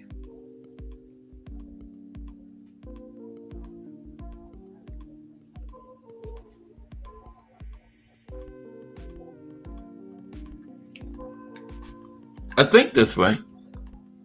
We'll find out in a minute. Okay. But yeah, don't forget tomorrow is boxing in the States, New York. We got a big one. We're going to have to start before 2:30 tomorrow because tomorrow is long, man. You know, we're going to talk about some venues, the Garden, the Polo Grounds, Yankee Stadium, Barclays.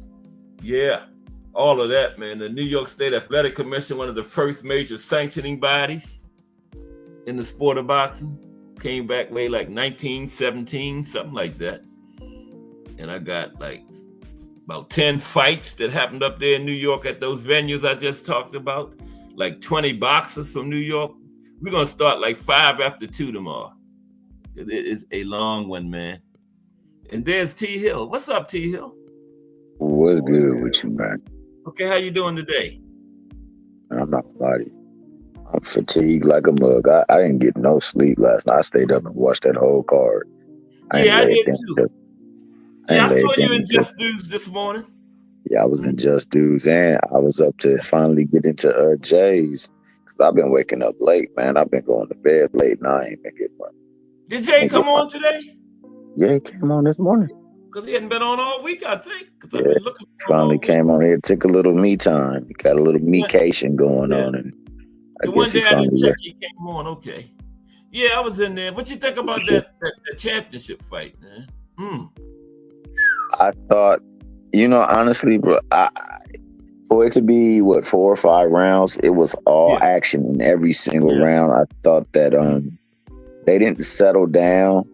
I thought that Jai actually settled down a little bit quicker, and I think that ultimately was the difference. I thought that your boy Nika was throwing the shorter, more compact shots, the straighter shots. I thought your boy Jai was a little loopy with some of his shots. Yeah, he was pressing a little bit too. Yeah, and I thought because of that, he was leaving himself open. And I thought that Nika did a very good job of taking advantage of those situations. The difference was experience and pop, man. When Jai would hit him, you would see it physically affect him. Yeah. And I think the experience if he could have just settled down, Nika could have kept him at bay with that jab, man, because that jab was solid. It was. Early on, it was. He should have. Go ahead. No, you go ahead. I hate to see that, man, be taking a bad loss like that early, like that, man. I don't think it's a bad loss because I thought in the fight, I was just talking about the good knockout, man. It was about. I think the ref should have stopped it before he touched the ground. Yeah, that's what I was meaning. Because he was already loopy and he couldn't grab him. See, he should have. See, that's another thing. That's why I talk, man. I think that whatever you put into practice as your habit, it becomes you. They need to put in their training how to effectively handle yourself whenever you're in trouble. Clinching and everything. That's part of it. Yeah. Because if he would have been smart, I would have grabbed him, and I tell you, I would have wrapped him right around his elbows. You're not about to get no punches off him, and I'm gonna clinch hard in the mud. I'm gonna put my strongest hand on top of my weakest, and I'm gonna hold. They're gonna.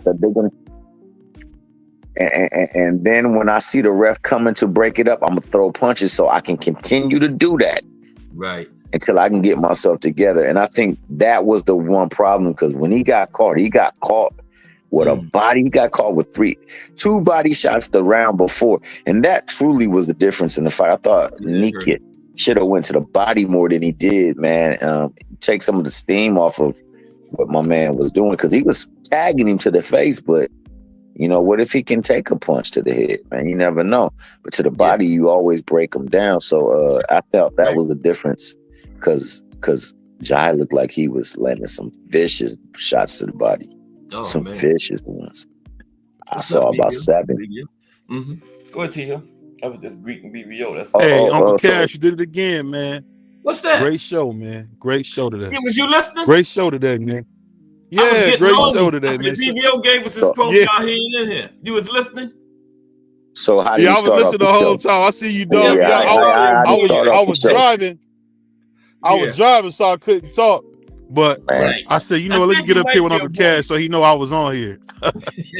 Okay. Man, Greg, you my brother and I love you, man. But we know every now and again, dog, you be over there, Cap. You ain't here now, woman. He just popped up. Somebody must have banged this line like, "Hey, man." No. You know the funny thing about Thomas Hill? I wish somebody would do some body work to him, because he be talking too crazy. Man. I wish I could give him some vicious body shots, man. Man, that's what. See, now you want to get physical. Well, I done struck a nerve when a brother gets physical. He got what had happened was I was driving. See, well, you gotta remember this though. You gotta remember this. What's up, They've man? been doing this to us blacks for 400 years, man. So you doing this is nothing new, man. It's nothing new. We've been dealing with this for 400 years, man. The Asiatic black man. Let's talk fast. You gotta watch. Hey, Uncle Cash, you gotta watch something. He be like that dude that had Fred Hampton in the room by himself. You gotta watch something. You be in the room, lay it out. You be in the room, lay it out, mess with Thomas Hill, man. Hey. But did you see the fight though? You talking about with that guy? No, I didn't watch it, man. You didn't watch it? It was a No, I great didn't watch fight. For as long as it lasted, it was a great fight. It was good. Pretty good. I seen the highlights though. I did see the highlights. It okay. It looked like he was throwing, but it was like a total mismatch again. So I ain't gonna lie to you, man. I don't like watching them total mismatches, man. Mm-hmm. You know, I'm gonna say this. I think from experience, and that's where experience can show itself. See, sometimes talent can beat experience, but at times, more times than not, the experience wins over. Especially when the experienced fighter is prepared for that moment. Mm-hmm. You know, I'm not saying that Nika wasn't, man, but you know, it's just unfortunately he went away from things that would be beneficial to him possibly pulling the fight off. And it became a slugfest. Why would you get in a slugfest with him? Do what you was doing earlier on, man. Don't try to exchange punches and whatnot, man. Just go and do it. He's not seasoned enough to know better, you know. Yeah. I wish the ref would have stopped it before the knockdown. Because when he was in the corner and he took that one punch that kind of turned his body sideways, he should have been right in between, right in that moment. Because he was right there. He let that boy take 3-4 more shots that he didn't have to take. And you know what, T. Hill, when he draped that hand over the ropes, he was out then. Yeah. He was out. And he still let him throw 3 more punches. Yep. Damn sure like, did. oh, come on, bro. Come on, man. Yeah. You saw him walk back, he still was loopy, bro. It's like, damn. Yeah. Probably still is right now. And it's just like I love Kid Austin, man. He came. You still there, BBL? Yeah, I'm here. I was saying that just like I like Kid Austin, he didn't came by the show and everything, but I think Shakur gonna make that a long, boring fight, man. You think so? I don't think so. I honestly believe no, I don't. He's not gonna trade with him. He's not gonna trade with him, man. I think you know another what I was saying about Jai Appetit. Yeah. How Nika wasn't able to take advantage of the wildness and some of the shots veering a little wider. My man throws shots from way too far and way too wide, man. I mean, Shakur can get away from them and still be there. All he gotta do is beat it with a punch, and he can beat it with a punch because he's throwing sharper, shorter punches, man. So I don't think so. I think especially now, hear me out, man, because I know a lot of people. Well, not here, but a lot of people just don't listen to reason. Okay, so before the so-called contact with Loma, Shakur was talking reckless on Tank's name, right? Mm-hmm. Yeah, he was. He stopped after that dang contact with Loma. So that means that it was possible they tried to reach out to fill that spot with Loma with him, and he just didn't want to accept just that fight at that time. Yeah. And then he started coming out saying Tank ain't ducking me, right? Right. Yeah. I mean, I knew you would have to turn it to something about Tank. No. I'm just saying the Puerto Rican didn't want it. It's okay. He didn't want it. No. I ain't gonna lie to you, man. To fight Tank, that's a tough fight because he's so heavy-handed. He's got to make a statement. He's gonna make a statement, dog. He's trying to get more money. He ain't. If I'm gonna take a fight with Tank and possibly lose, and it might possibly affect my Q rating, I'm gonna get broke off. So what I'm gonna do is I'm gonna whoop on this dude. He is going to whoop on this dude. He may even knock this dude down multiple times, dog. He gonna whoop on Kid. You talking about Kid Austin? Yeah. He ain't gonna do. He ain't gonna do all that, bro. Stop. Yeah, watch. I think I gotta go with BB. I think he's gonna play it safe, T. You gonna play it safe, bro. That nigga can punch, man. That's the thing. This is the thing, T. Hill. When people can punch, you don't play with them. I got to watch. What happened when Floyd? What happened when Floyd played with Sugar Shane? Almost got stopped. You don't play. You don't play with no puncher, man. But did he run for Sugar Shane? No, but he did some stuff. Listen, this is what I'm saying. He did some stuff to neutralize him by playing it. He played it real safe. It wasn't like he was in his face the whole fight. He didn't start getting into his face and he broke it mentally. So don't try to rewrite history, man. I know how you like to rewrite history. All I'm trying to say is, can you be in somebody's face and redirect their offensive attack? We've only seen Roberto Duran do that. So I don't What know are you about talking about? somebody You sitting in just the talked pocket about like a that. time when Floyd did it. I've seen Yeah, Pernell but Whitaker Floyd do had that already all beat the him time. mentally. What You I'm said what? saying is Floyd had beat him mentally already. That was Floyd's superpower. He knew when he had you. When he had you, it was just like when Sugar Ray Leonard. He knew it was over. Remember when he had Hearns? He said, "Uh-oh, I'm done with all this boxing. Let me go ahead and knock this Man, nigga out." Cass, don't him. No, He he ain't can't. making Sugar sense Ray right came now. across that round in that 14th He like it was he shot out just of a gave us a cannon, man. fight where it happened. It happened in the Floyd Mayweather fight. So my man was I'm talking shooting about a Sugar Ray. double jab and then he was firing that right hand. And that sucker clipped Floyd 3 times. And then he picked it up, said, "Oh, this is a telltale sign." So when he throws the jab, I'm gonna mix up between the first or the second, but I'm gonna make him use that right to defend.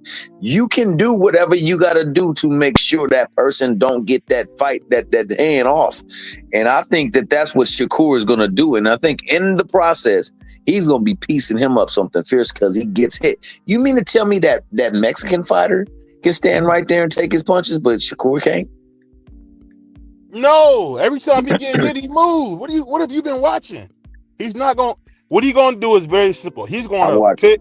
He's going to pick him apart. He's going to cut the ring into 4 halves. He's going to cut the ring into 4 halves. And you're going to really see Shakur put on like one of the best technical works you ever seen. Get your hand raised at the end. So you two say this, right? So that means it's the perception of him, right? Don't you think they know this as well too? So they better be training to cut the ring. Then you can effectively cut the ring and make it a fight.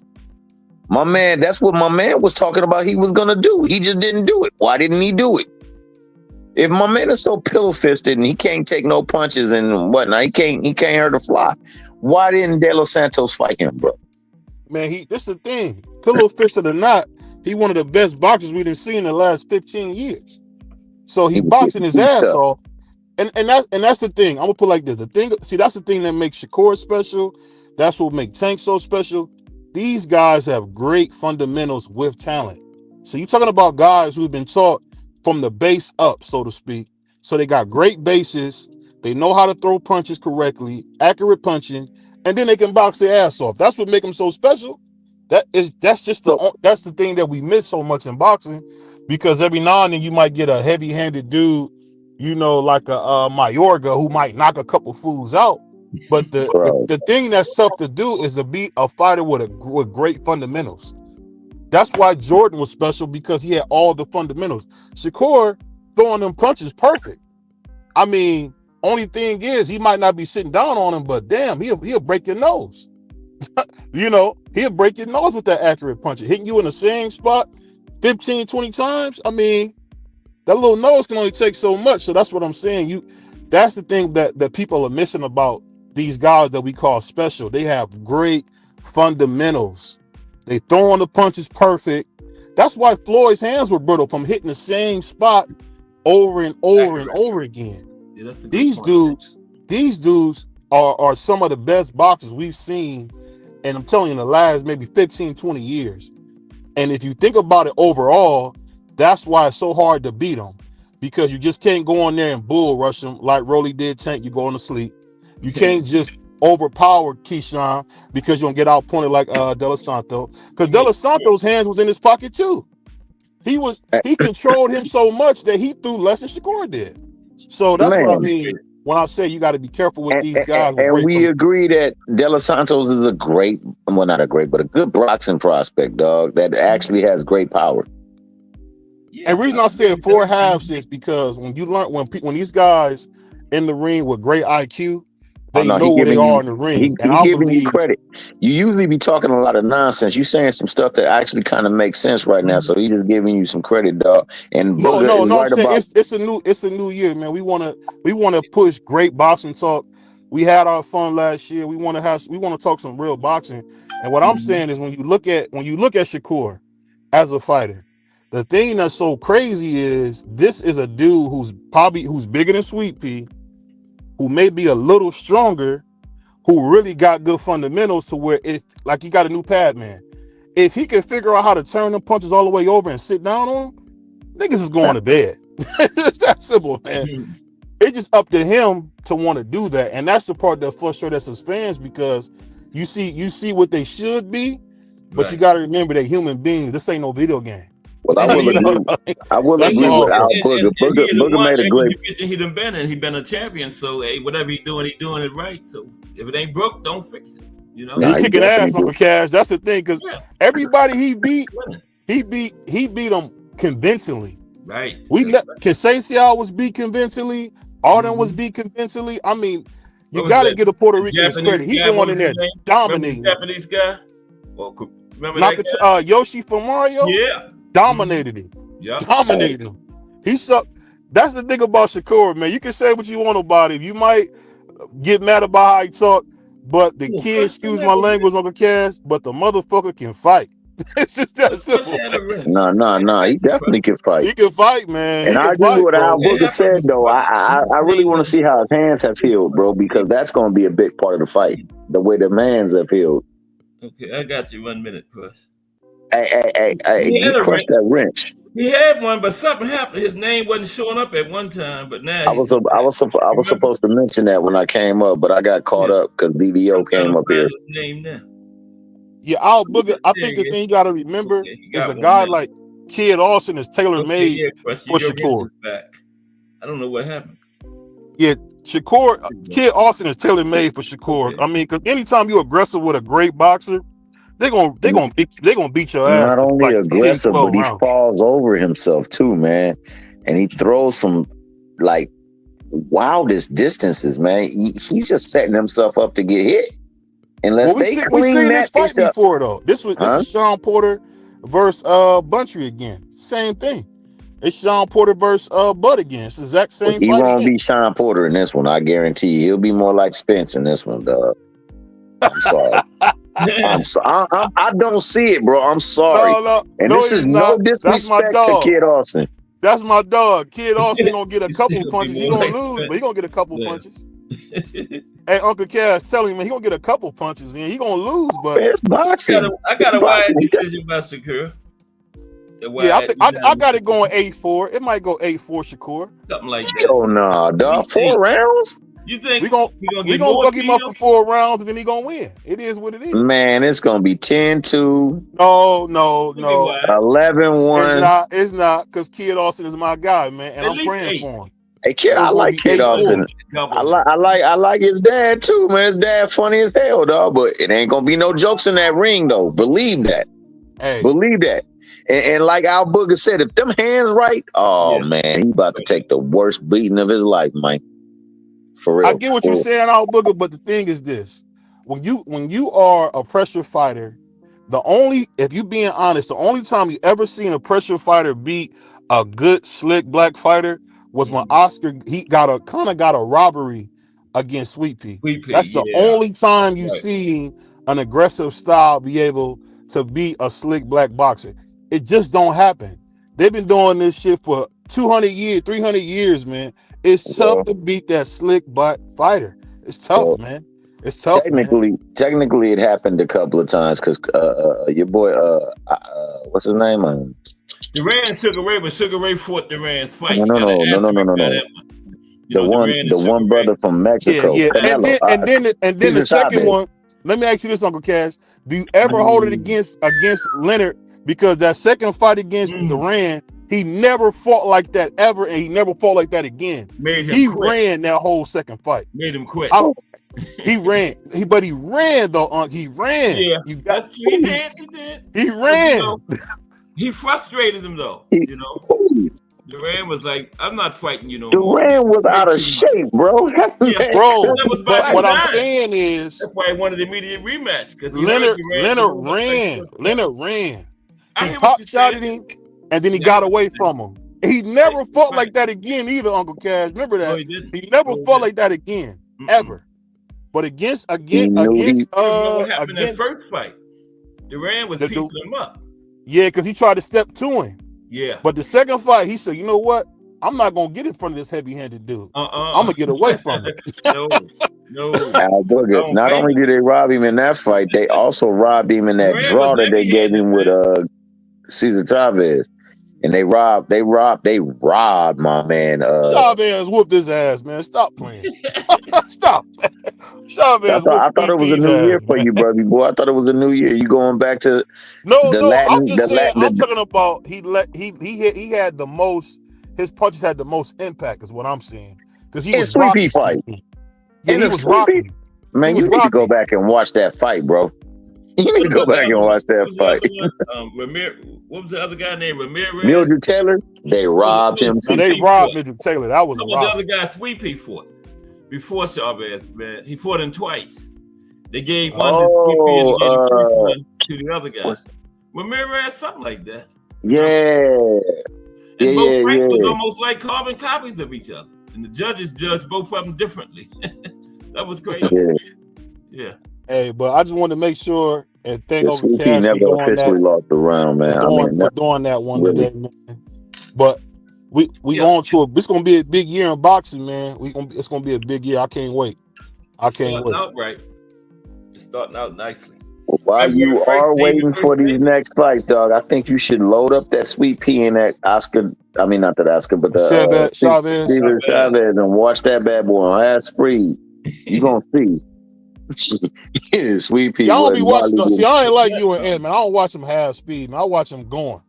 But that Taylor one was ridiculous, man. That was stop the fight with 2 seconds left, man. Remember Ring Magazine called that the biggest robbery in modern history? They did, Ring. Shout out to Ring Magazine. I heard they back now. But because of that, I heard Turkey bought it, didn't he? Turkey own it now? Yeah. Yeah. I love Ring Magazine. That's our Bible, man. Everybody hate on it, but I still love it, man.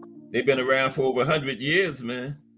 You know, I think it was like 1922, something like that. Hey, man. Hey, what did Muhammad Ali say first when he beat George Foreman? Ring Magazine, you doubted me. Don't ever doubt me again. You remember? Great show though today. And I'll tell you something, you better believe it. Yeah, for sure. Hey, and the cold part about it, man, the greatest speech happened before he went and took the ring, man, when he told all his people, I'm the one that's getting in the ring and y'all looking. Yeah, I remember that. If y'all don't want to be around me, man, you don't think I'm gonna fight, y'all stay here. I go out there and fight them myself. Like that is G mentality right there. T. Hill Al Booker said Matthew Taylor's supposed to protect himself at all times. Oh no, you're right, Al Booker, but he got up. So why couldn't he get 2 more seconds to protect himself? He was still there. He could have protected himself for 2 more. No, 1 second. It was 1 second on the clock. Oh, cheating Richard Steele. Richard Steele got paid because they wasn't going to be able to justify the victory that they was about to give him. Right, so he had to stop it. And you know that's true because they was about to do my man, was it Frankie Randall the same way? Yeah. They called it a split decision. That was a unanimous decision. They even gave Chavez, one judge gave it to him. Remember? Yeah, man. He beat the dog snot out of him, dogs. And they like, Still yeah, man. One card. I hear what you're saying. You definitely got to protect yourself at all times. But I thought that they should have gave him a couple of more seconds to try to protect himself. Hey, if he gets sparked, he gets sparked. He didn't dominated the fight. He did dominate at least 10 of those 12 rounds. He should have went in prevent but he kept stepping to Chavez at the end instead of going on the defensive. That's where he made his mistake at. You know, he kept fighting, trying to fight him. Well, I ain't gonna lie, man. I think they said he swallowed so much blood, man. He probably was, because them body shots was doing damage. Oh yeah, he was taking some body shots was doing damage. He was hitting him in that liver, boy. He was probably pissing blood and everything. But you know, as my man, our Professor Book said, Richard Steele is the GOAT. And after that is Jay Nady, dog. Jay Nady is Tony Weeks. Tony Weeks is Richard Steele's nephew. Oh, for real? No, I just made that up. Oh.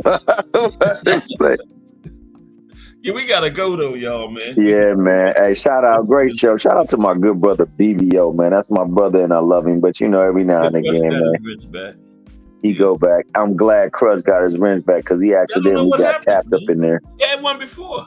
I don't know what happened. Sometimes, you know, YouTube is strange. Sometimes, man, you know. And shout out to my man Jai Apatai, boy. He went out there and put in some work. That card was pretty phenomenal. Shout out to all the Polynesian fighters that represented their country and their culture. Mm-hmm. And shout out to a couple of more days until David versus David. So we got some stuff. That was a long card though, T Hill, wasn't it? What was it doing? Long card, boy. I stayed up for every bit of it. They had like 4 national anthems 3 or 4 national anthems in a row one time. I was like, what the hell? Yo, that was wild though. Now that was a little incessant to me, man. I don't think they just should have did all of that, man. Yeah. But I guess they were celebrating their culture, bro. It's a chance for everybody to be checking their culture, bro. I respect that about them. See, because like that. Yeah, that's true. Mm-hmm.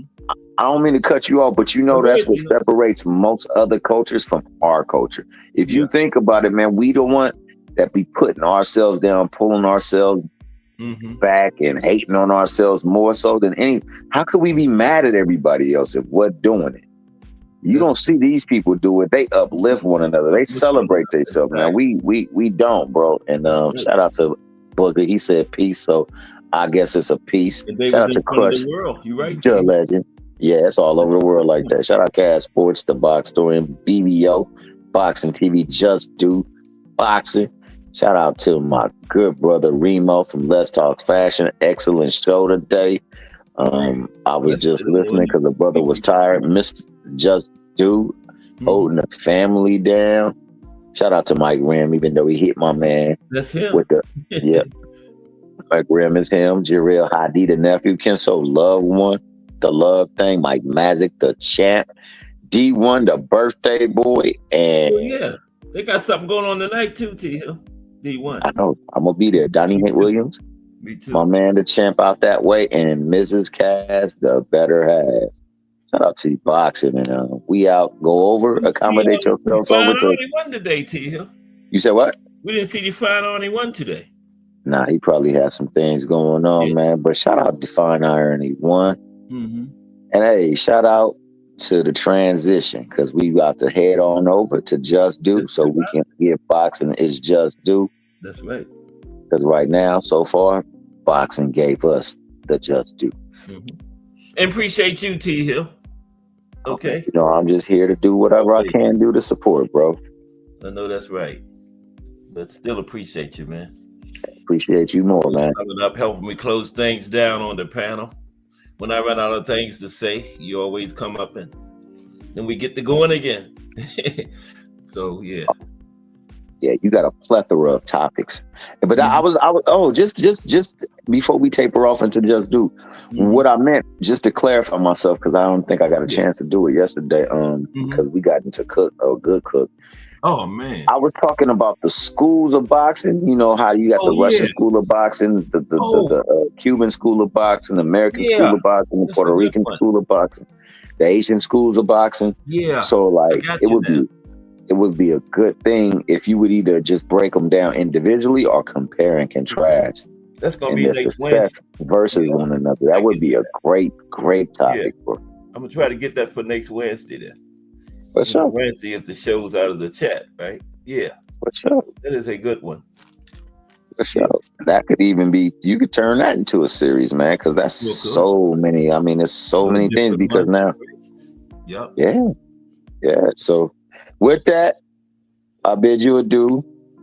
You have a wonderful day, man. Great show as always. Thanks to BVO for suggesting the topic and then the transition into the whole culture, man. That was a good thing, man. So we got to learn about Puerto Rico. Yeah. Them guys down there had longevity, man. Yeah, they fight 20, 30 years in the ring. Hey, and they fight before they even start getting in the ring, bro. So you know they started in the teens, man. Yeah, you ran so long, you know. Yeah. 16, because Benitez got the record 17 for champion, you know. Yeah, I know that boy was tough too, man. He was really tough.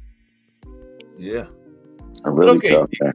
We're gonna get over here. Just Do family is talking about today. Yeah, for sure. Appreciate you too, man. Okay, and we're gonna be talking about New York tomorrow. History of boxing in New York. And so join me tomorrow, because if it's Monday through Friday at 2 p.m., it's the Boxtorian bringing you all that boxing history. Just Do Boxing is already in progress. This is Cass Sports. Appreciate everybody, and y'all have a great afternoon.